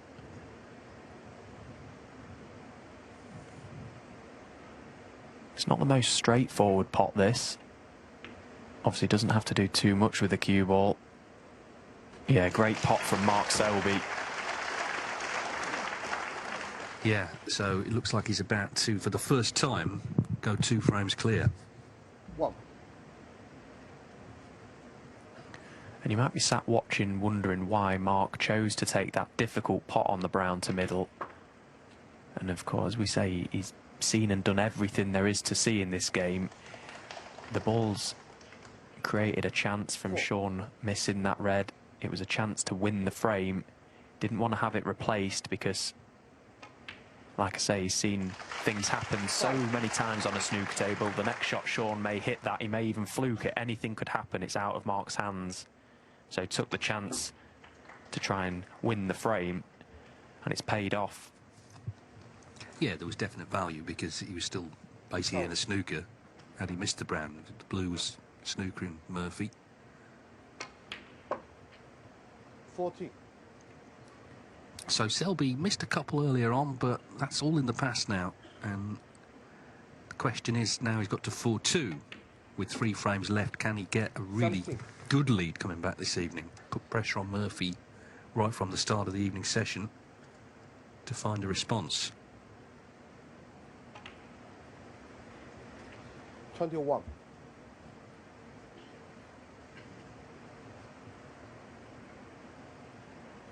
He'll be really eager for 6-3 now, won't he, Mark? Now he's established this 2-frame cushion. 26. Doesn't want to sit back. Needs to stay positive. 32.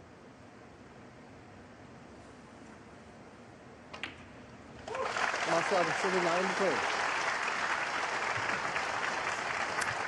Yeah, another big moment. Selby has made a little move here. 4-2 against Shaun Murphy. It was 2-2 at the interval. 3 frames left in the session. Murphy could still himself be in front, but the danger is, of course, Mark Selby builds a big lead. We sort of think of him as the master of the longer matches, but although in recent times he hasn't fared so well in them. Of course, Joe O'Connor beat him 10-6 at the Crucible. Just before that, Gary Wilson had beaten him 10-8 at the Tour Championship. And prior to that, in the British Open final last season, Mark Williams beat him 10-7.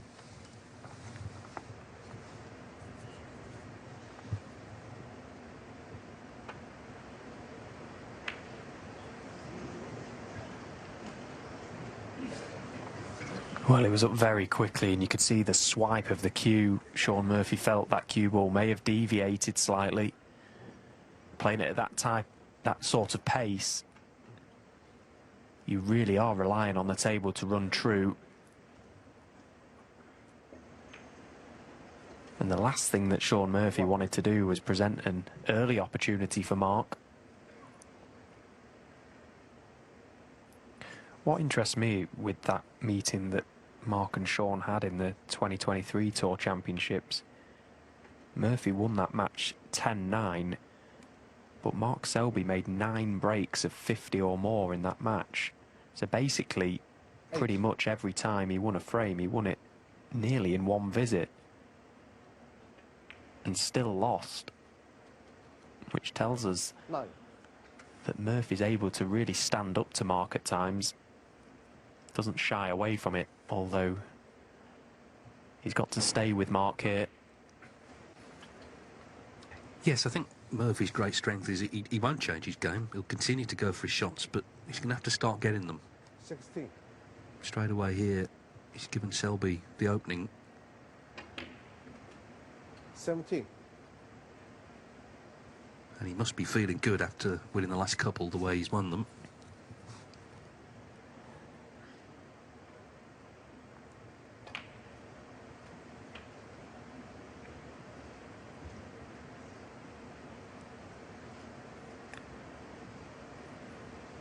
$24.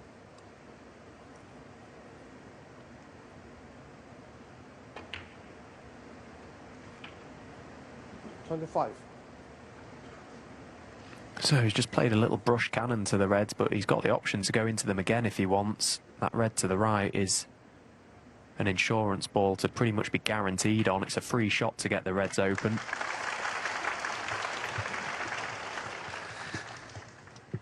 Dare we mention it? Reds and blacks.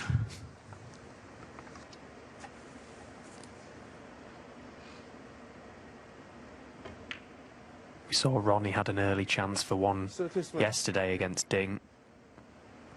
Decided to do the right thing around the 50-60 mark. Landed low on a red. Chose to go up to the blue because the frame wasn't quite won. Mark's got to do the same. He's got to focus on the frame. If he wins this, he's guaranteed a lead going into tonight's session with the chance to extend it further. 40. He made a maximum a couple of years ago in the British Open. He played what might be the best ever shot in a 147, a treble. Oh, it was ridiculous, wasn't it? Yeah. 41.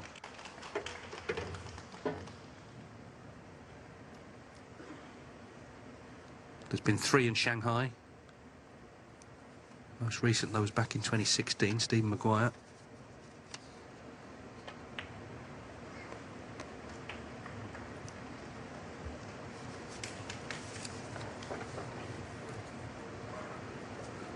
$48. Just under hit that one a fraction. Would love to have been straight on this red directly beneath the pink.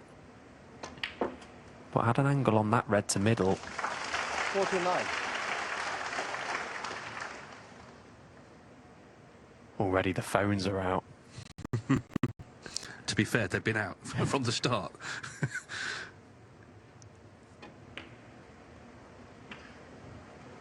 That's a very well played shot from Mark Selby. That was not the easiest black in the world.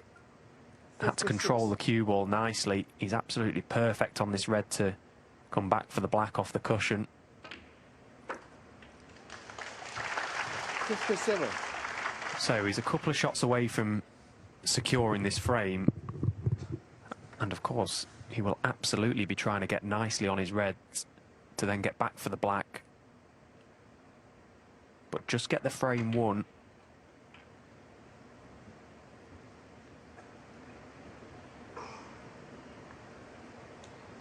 $64.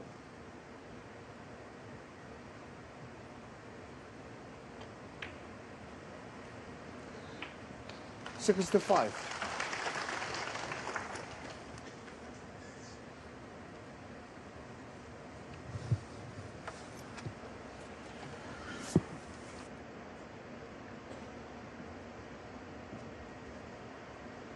So a fraction straight on this black. He's looking to screw back off the cushion across the face of the reds for either red through the little cluster.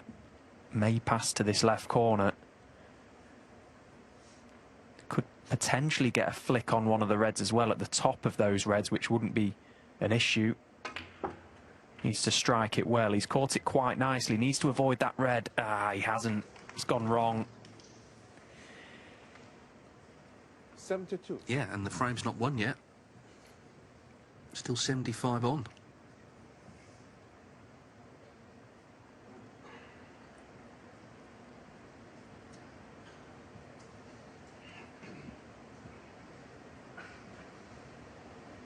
May have just potted the black into the left of the pocket, which, you know, these tiny margins out there may have just changed the line of the cue ball a fraction. He had 2 chances of landing on a red there, Mark. The little cannon to one red to hold for another, or if it had drifted past it, he would have possibly had 2 to left corner.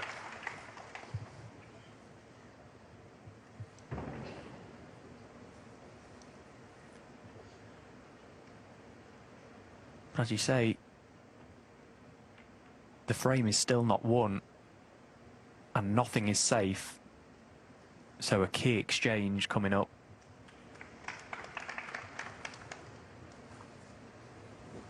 Mark's just got to block out the disappointment, not only of not continuing the maximum attempt, but the fact he didn't win the frame at that visit. Although he is one of the best in the world, if not the best, at just forgetting what's just gone. He stays very present out there. Every shot's a new shot for Mark.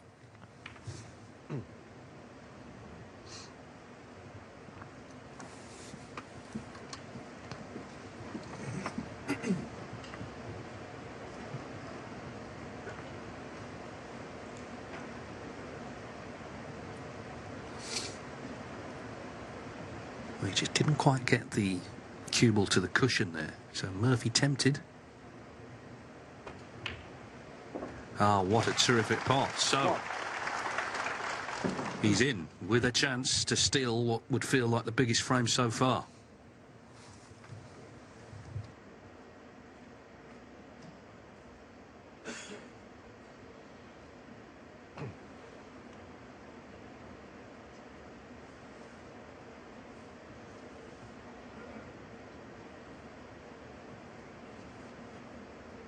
So unlike Mark Selby to not get the cue ball tight to the cushion. He was a long way off with that dump shot attempt. Shaun just had to take the chance there to pot that red. Potted it beautifully.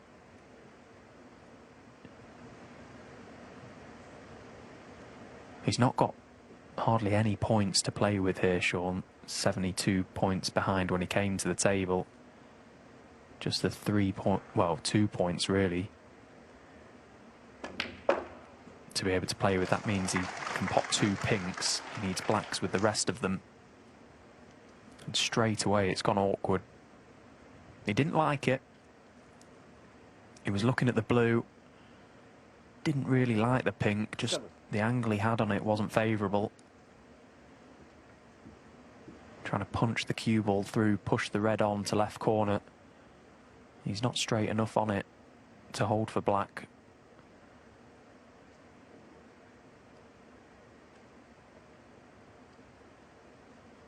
So I'm off 7.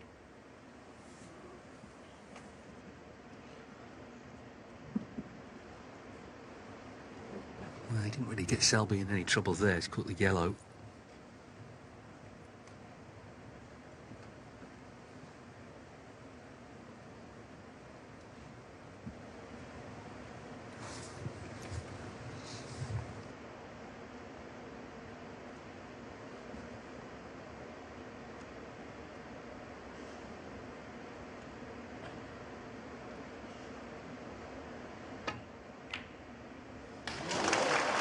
Yeah, it wasn't a great shot from Murphy, was it? He was still, I think, disappointed that he was having to play safe. And Mark Selby's dug this one out, and now looking good to be 5-2 up because Murphy needs snookers. Oh yeah, it was an awful shot that Shaun played. One of the worst he's played in this match so far. Was under no pressure whatsoever to get his cue ball anywhere there. The last thing he wanted to do was catch the yellow. And not only that, he left a thin red for Mark, which he could play in such a way that the cue ball was always heading back to baulk. So it's a massive mistake from Shaun Murphy. And he's going to be 5-2 behind. Yeah, 2 big frames still to come. I mean, there's a lot of snooker left in the match, obviously, but in this sort of session format, 5. clearly you don't want to be 7-2 down and then having to ponder coming back later and knowing that you're going to need a good start.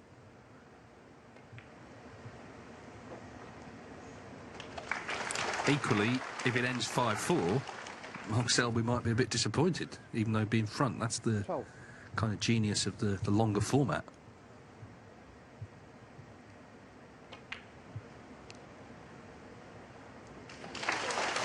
Thirteen.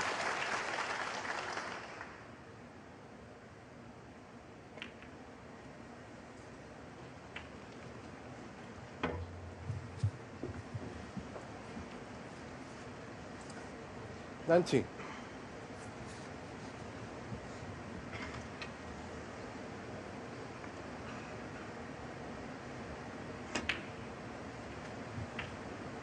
Twenty.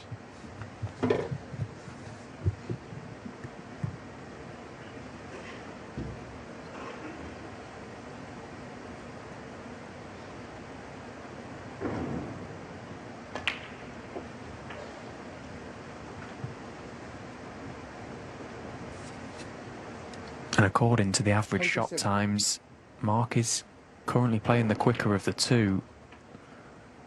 Murphy way down at 27 seconds a shot, which tells us everything we need to know. Selby is dictating terms at the minute, playing the game how he wants. It's not been slow stuff, that's not what I'm saying, but Murphy just not quite able to get into any sort of rhythm. An in-stroke Murphy, when he's playing how he usually does, he's around the 20 seconds a shot time. So, as I say, Selby really dictating things now. He's got a strong lead.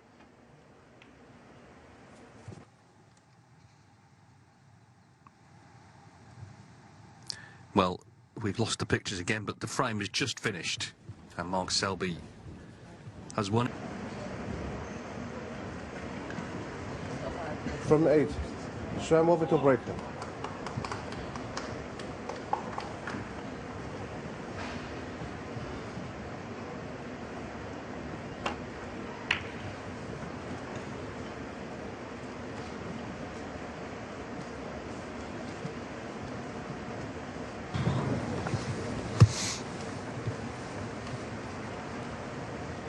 So Mark Selby's won the last 3 frames. He leads 5-2. There's 2 more to play in this session. Remember, it's best of 19. If this was a best of 11, Shaun Murphy clearly would be in big trouble, but there's still plenty of time. But these 2 frames do feel vital for him just to stay in touch. And look at this. Finds himself immediately in behind the yellow.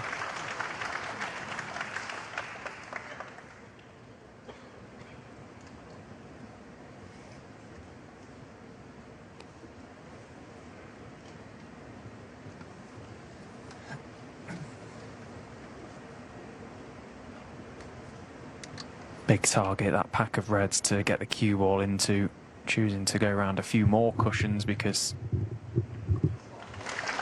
it always felt, had he got into the back of that pack, that he couldn't leave anything easy for Mark.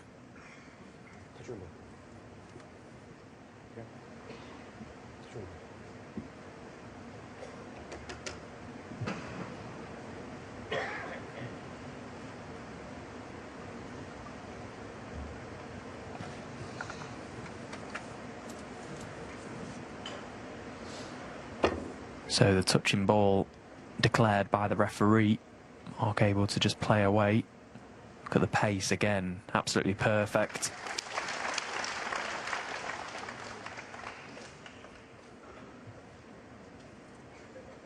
Couldn't really have put that much better with his hand. He's got the line and pace absolutely spot on there. See, he's used the green as a bit of a snookering ball for a few reds. He can get through to red, Shaun, but it's whether or not he can get back to balk from it. And there's a red just beneath and to the right of the pink that he can see, but the red on the right of the table on the cushion is a problem ball, getting back to balk from it.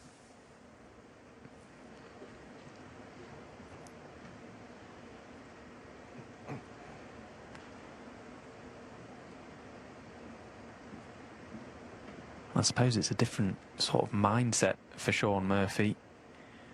Doesn't want to gift any easy chances, play anything too aggressive, I suppose, for the rest of these frames in this session. Doesn't want to push the boat out too much. And that's why he's chose to play a containing safety shot there.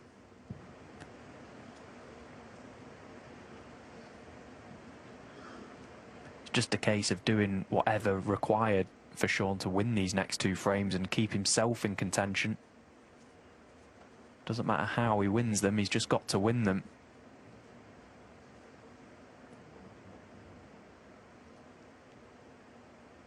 Even 6-3, I think, is possibly a step too far. Mark's looking very strong.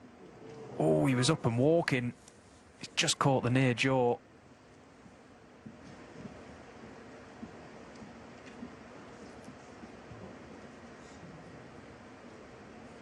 He's so good at protecting leads as well, Mark Selby, in matches, and he just knows how to win. That, yeah, I think 6-3 is even a step too far Time will tell, of course, but Shaun really does need these next 2 frames. And that's a good start. Nice pot. 1.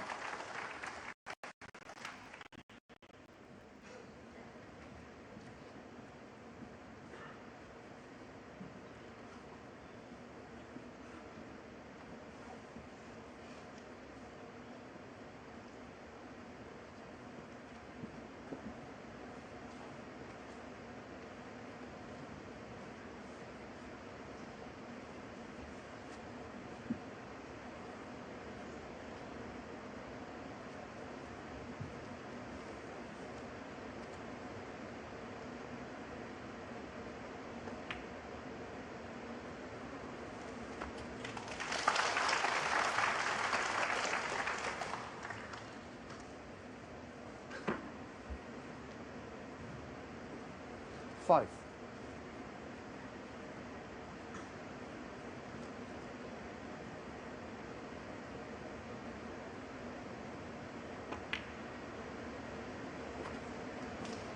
Six.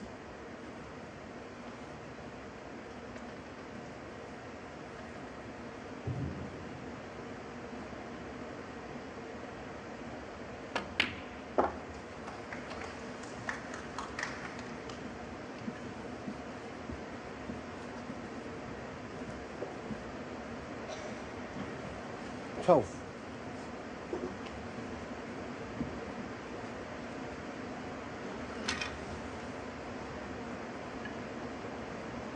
He'd love to land low on this black.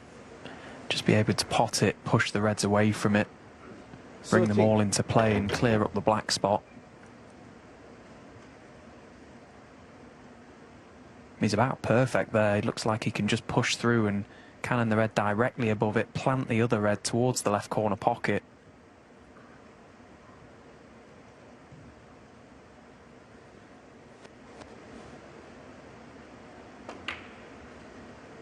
Oh, he's gone at them with pace, and he's lost the cue ball. He may have a red to middle, but you can see he fancied being on that red to left corner. It always looked a natural to push it over there.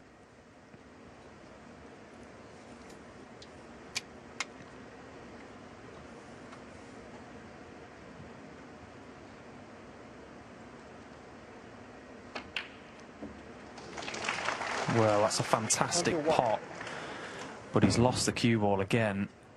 He's really got into that. How well's he hit that? Too well.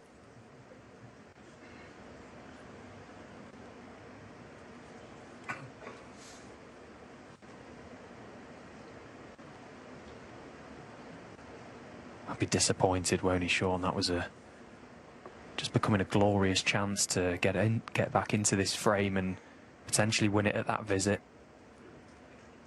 Ping ball. Big target in behind the yellow, though. Needs to try and nail mark here.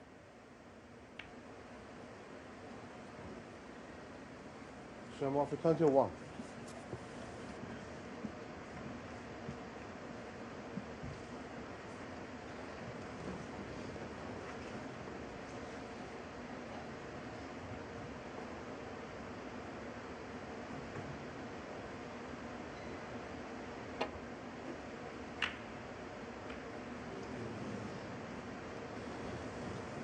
Well, another chance.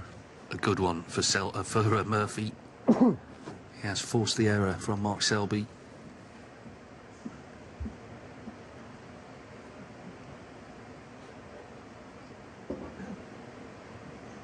Again, now the psychology of the game. If there was no break between sessions, if they just played the match in one go, these frames wouldn't feel quite so significant, but they really do.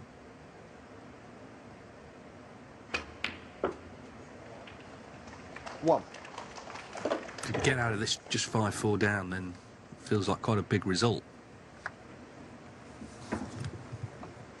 Yeah, it would be massive if he comes out 5-4. He'll probably feel like he's won the session with how it's gone. It was nip and tuck to begin with, nothing more than a frame between them up to the interval. But then Selby has just sort of pulled away. He's won the last 3. Murphy's got to respond. No, is he on this red through the gap of reds? If he is, he's quite fortunate. 6. Because he didn't play a nice positional shot there. Had a big target to play on those reds. From his body language, I would suggest he's not on nothing. There you see, that red doesn't go. A couple of errors creeping into Shaun Murphy's game at the minute.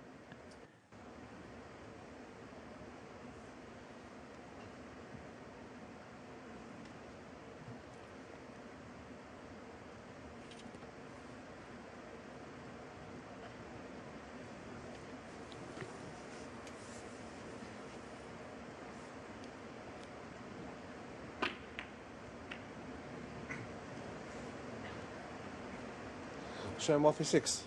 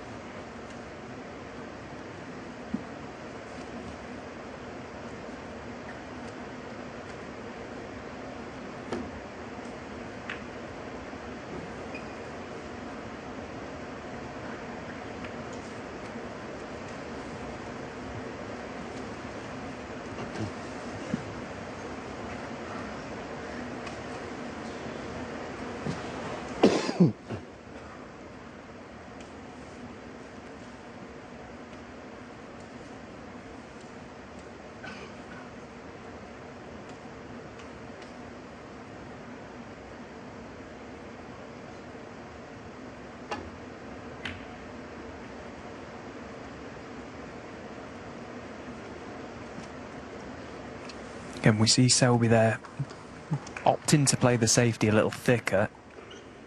Wanted to cover the left side of the table from Shaun. He's quite happy to give him access down the right side because there's a lot of danger in playing back to baulk. Shaun can obviously just get through to this red to catch it thin enough. Yeah, it's a good return. Could see a lot of that red, more than I thought. Fantastic shot from Shaun Murphy. Swinging the cue ball round. Now Mark's in trouble.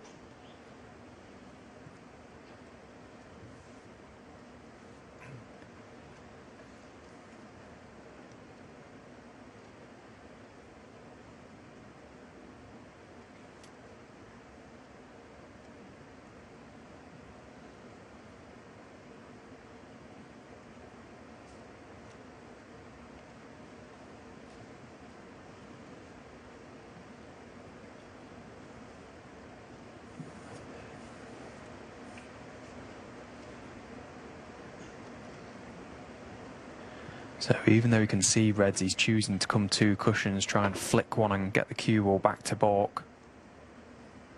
Oh, he's got close on a number of occasions there. Foul. And miss.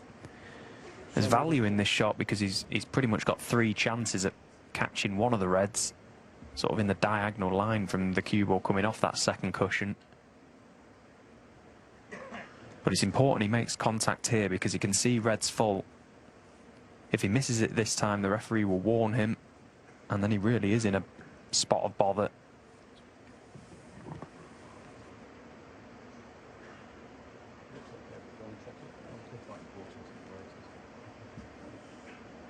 They're going to get the freeze frame out here because, as Selby himself says, it's quite important. It's right.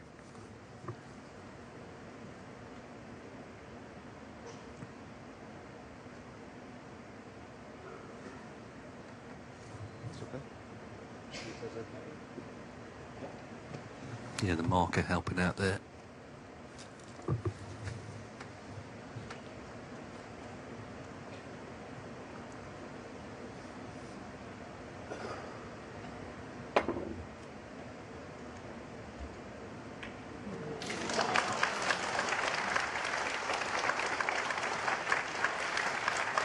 Brilliant.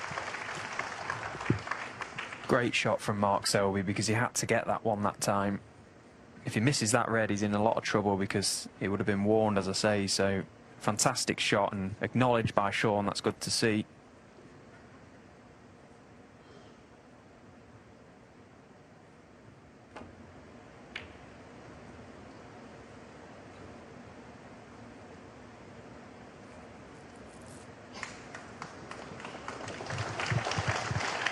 Yeah, some good stuff being played here.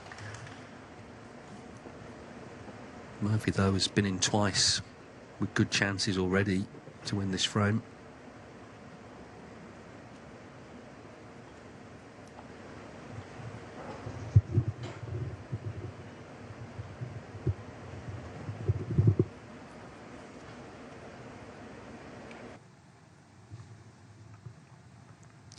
Well, apologies again. There's clearly an issue.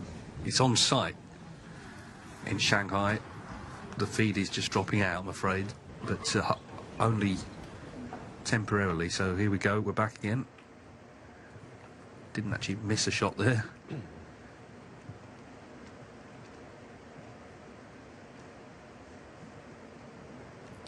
And again, another brilliant return of safety. These last few shots have been impeccable from both players. Now, is it time for Shaun to attack? Just off straight on this red.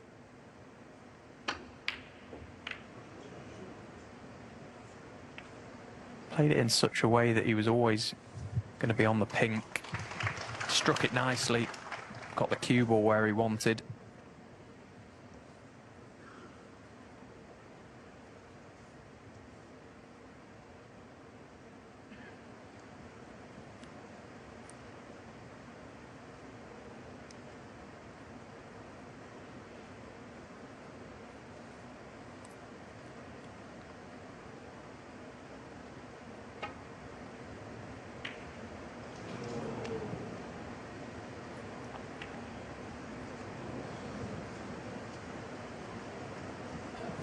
That one probably looked good from where Mark was.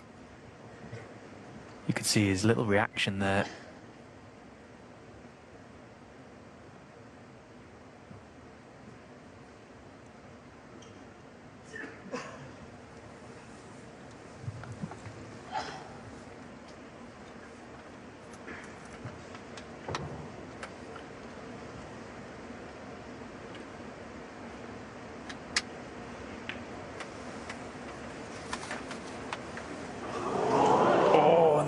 Just holds the lip.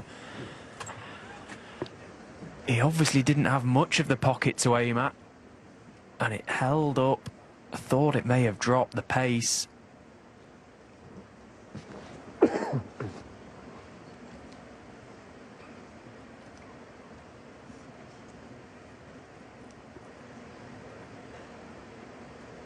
He had a good look. He maybe had half a pocket there, Shaun.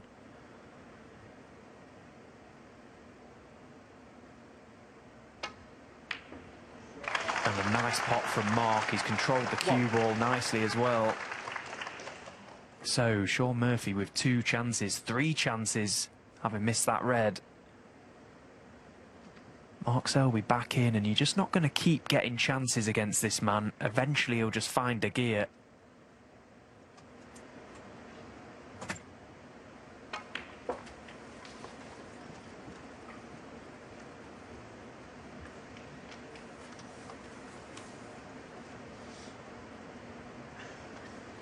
Eight.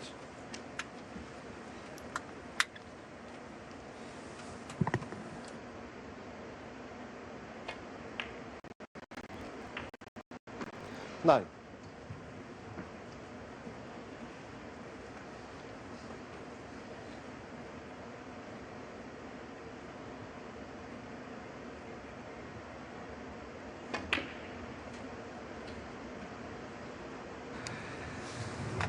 Well, Mark Selby is as good as anyone at identifying the crunch moments in matches, and this is certainly one. Because Murphy has had the chances in this frame. 17.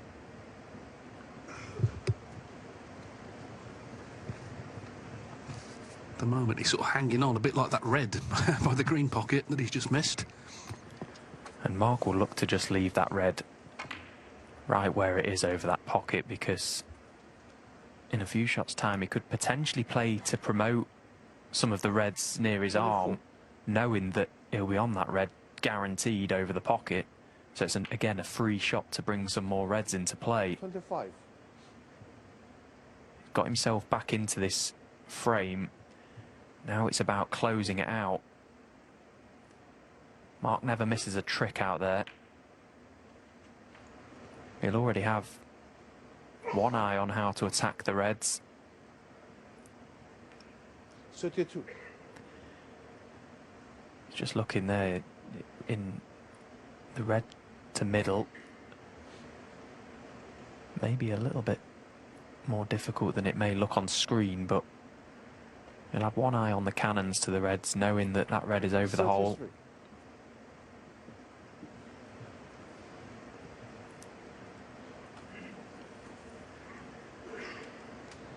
Yeah, he's got a free shot here to just screw over, try and promote the middle of the three reds. Well, he's missed the cannon, but he was always going to be on one at least. 40.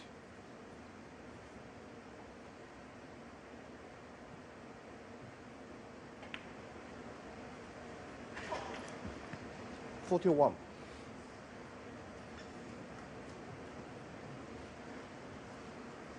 And again, perfect to potentially play another cannon.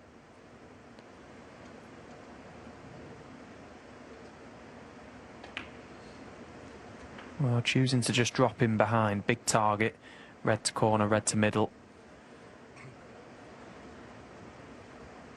48. Obviously the red hanging over the pocket as well just makes almost recycle a red. Play it onto it, leave the red there. So many options, Mark.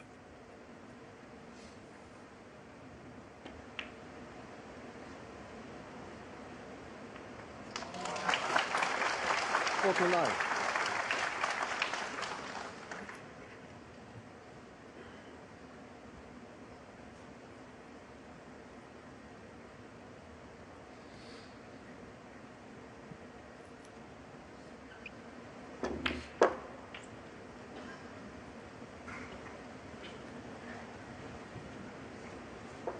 So now he's looking for an angle off his next colour to get into that little area in between these two reds. It's not as easy to do that now. Had he have promoted one a few minutes ago, he may have had another red to play on easier. He's got to play a good positional shot after this red.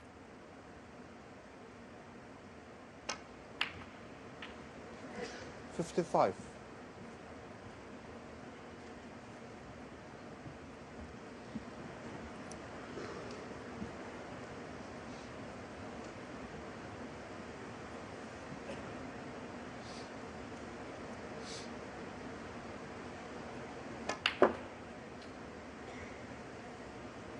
Looks a very nice line. Well, what a shot Mark Selby's played there. 57. Again, the referee could have just picked that cue ball up off the table, handed it to Mark and said, put it where you want, mate. And he'd have put it there. Couldn't have played it any better. Inch perfect.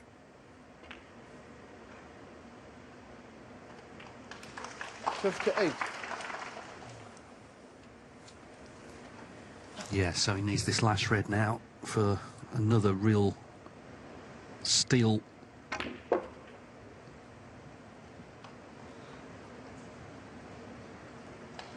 This has been brilliant from Selby, but Shaun Murphy has had 3 chances in this frame, and I'll say again, you're not going to keep getting them against Mark.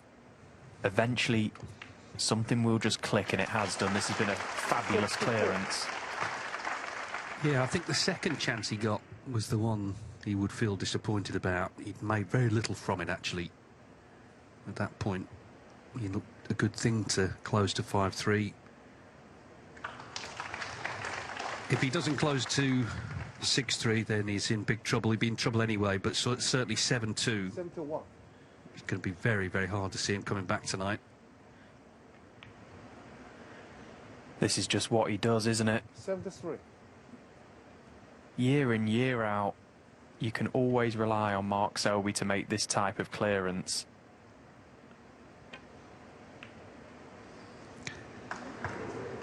Yeah, he's taken control of this match. It was 2-2. It was in the balance. Shaun Murphy kind of half smiling, half grimacing. He's 6-2 down.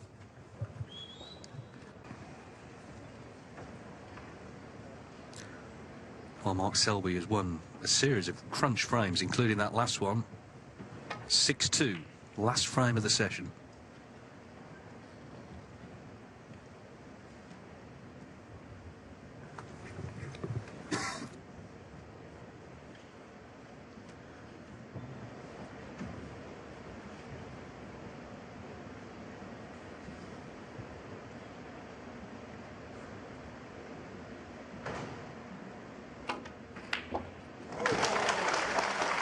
Well, lovely opening red from Shaun Murphy, and he's had a favourable cannon to the pink as well. Great opener. A frame he just has to win. 7-2 down to Mark Selby in a race to 10 is what nightmares are made of. Has to win this frame to close the gap and give himself half a chance this evening. Oh, I say he was very, very close to just flicking that black and staying on that red to right corner. He's found a gap that is barely there.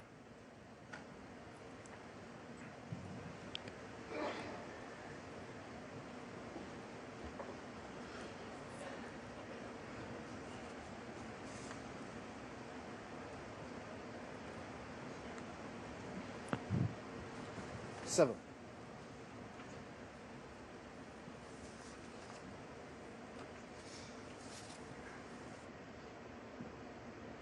Show him off for 7.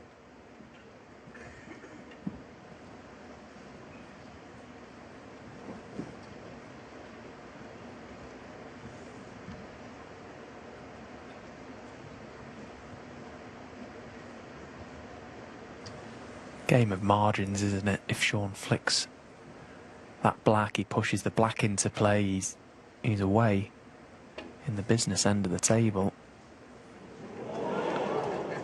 Foul. Show him off for 7.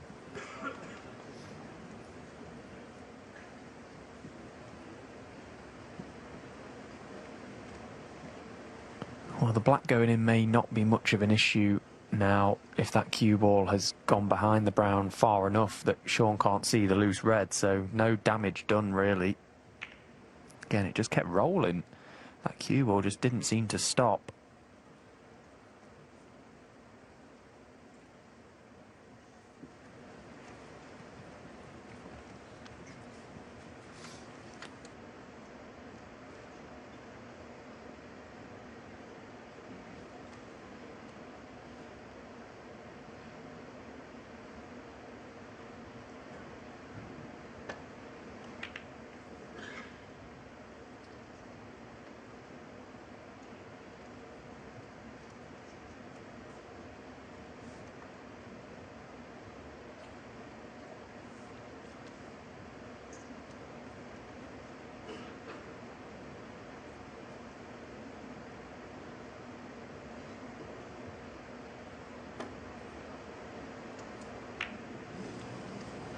Well, he had no room for error again there, Shaun Murphy. He had to catch that red thin. If he hits it thick, he probably hits those two reds anyway off the side cushion. Had to catch it really thin. He's missed it, caught the reds anyway. 1.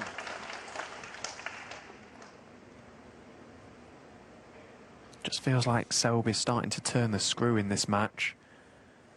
Murphy just let a couple of chances go in that previous frame. Suppose he was a little bit unfortunate really to find the gap early on here, potting the pink to middle.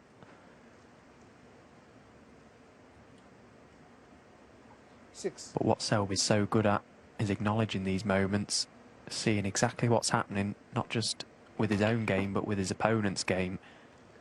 7. He knows that Shaun has let a couple of chances go. Things maybe aren't quite rolling for him, but Mark won't concern himself with that. He's here to do a job. And a 7-2 lead going into this evening's session would be pretty much job well done for him this afternoon.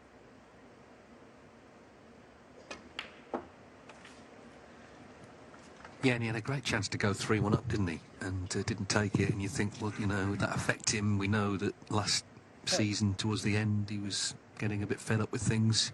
But not a bit of it. He's pulled away from 2-2.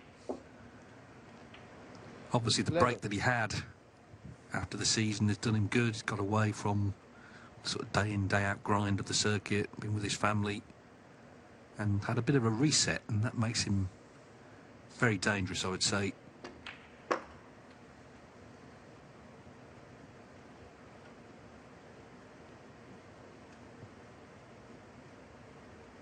$16.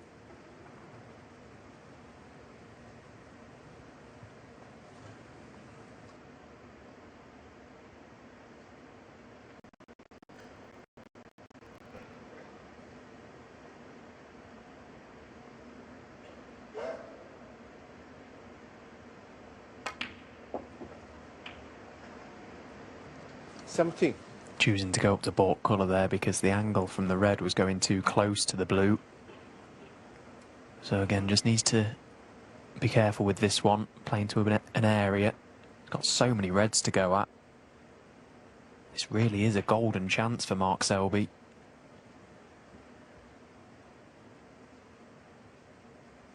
Cue ball's just about pulled up. 19.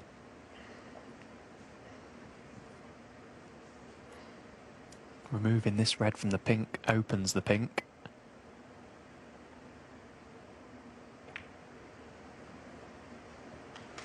20.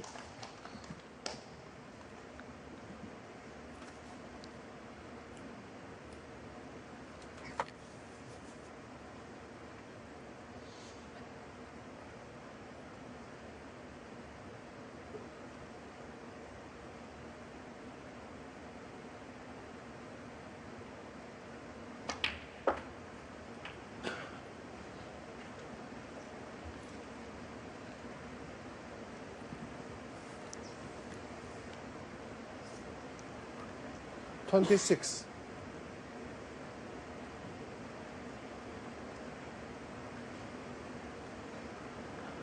All about just keeping a good white now. Doesn't really need to play too many cannons. Everything goes.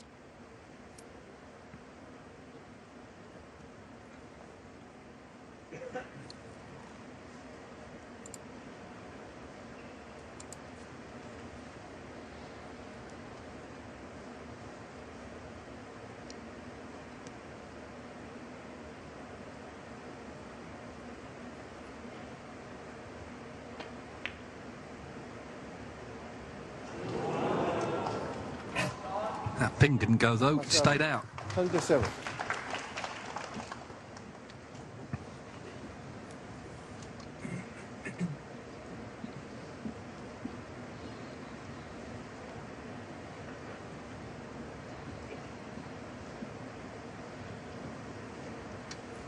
Well, that's a huge reprieve for the magician. Mark Selby missing that pink to middle when it was just looking good. Just slowly started to crack this frame and get himself nice. Now this is a humongous visit to the table for Shaun. He has to see this chance out. He's got to make this one count.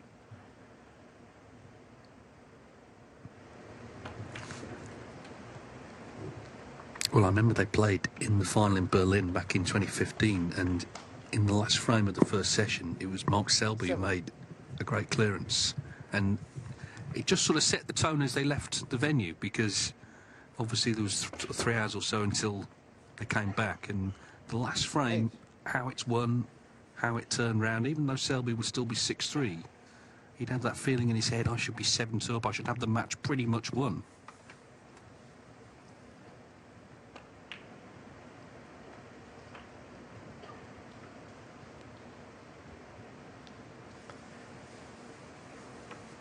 And you're just looking for any nugget of positive thought out there, aren't you? And as you say, if Murphy is to win this frame now after being sat in his chair seeing Mark pretty much plumbing the balls, 15. the 6-3 scoreline all of a sudden doesn't seem so bad.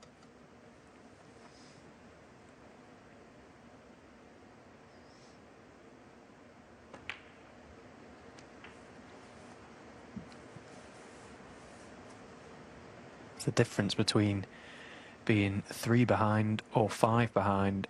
22. So it is massive, really. Murphy's not 23. played all that well this morning. The frame after the interval was clearly key. It was so scrappy, both players with a number of chances. Mark obviously ended up winning it, and then he went on to win the next 3 with big breaks.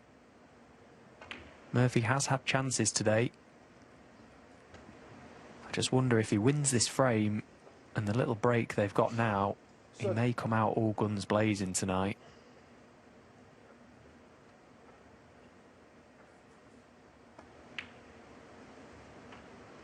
One.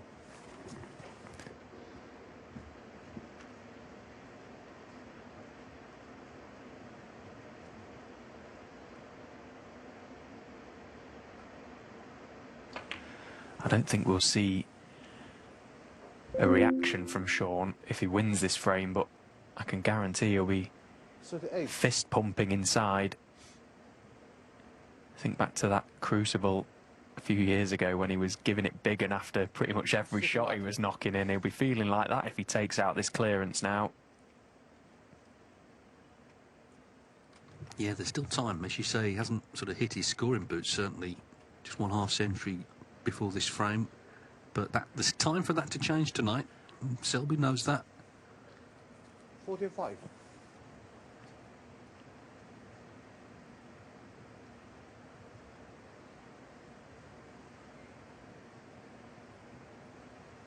So Mark Selby was looking good for 7-2, looking very good. He missed that pink 46. to middle. He was furious as he sat down. And he was right to be, because this pink now, to the opposite middle, it should be 6-3. Murphy's still in trouble, but it could have been a lot worse. And it's not just winning the last frame of the session, it's how he would have done it and how it came about.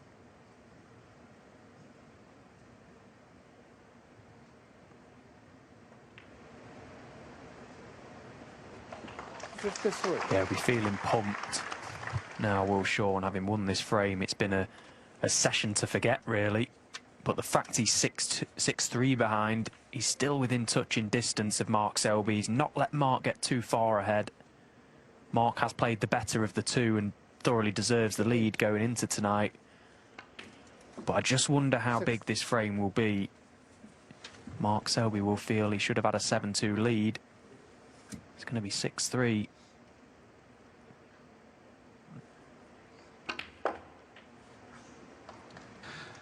Yeah, it's the old stuff about, you know, now he's got to win 3 of the first 4 tonight and all that stuff. It's what we talk about in these long matches. But he leaves at least with some satisfaction, the fact that he stepped in, punished a mistake.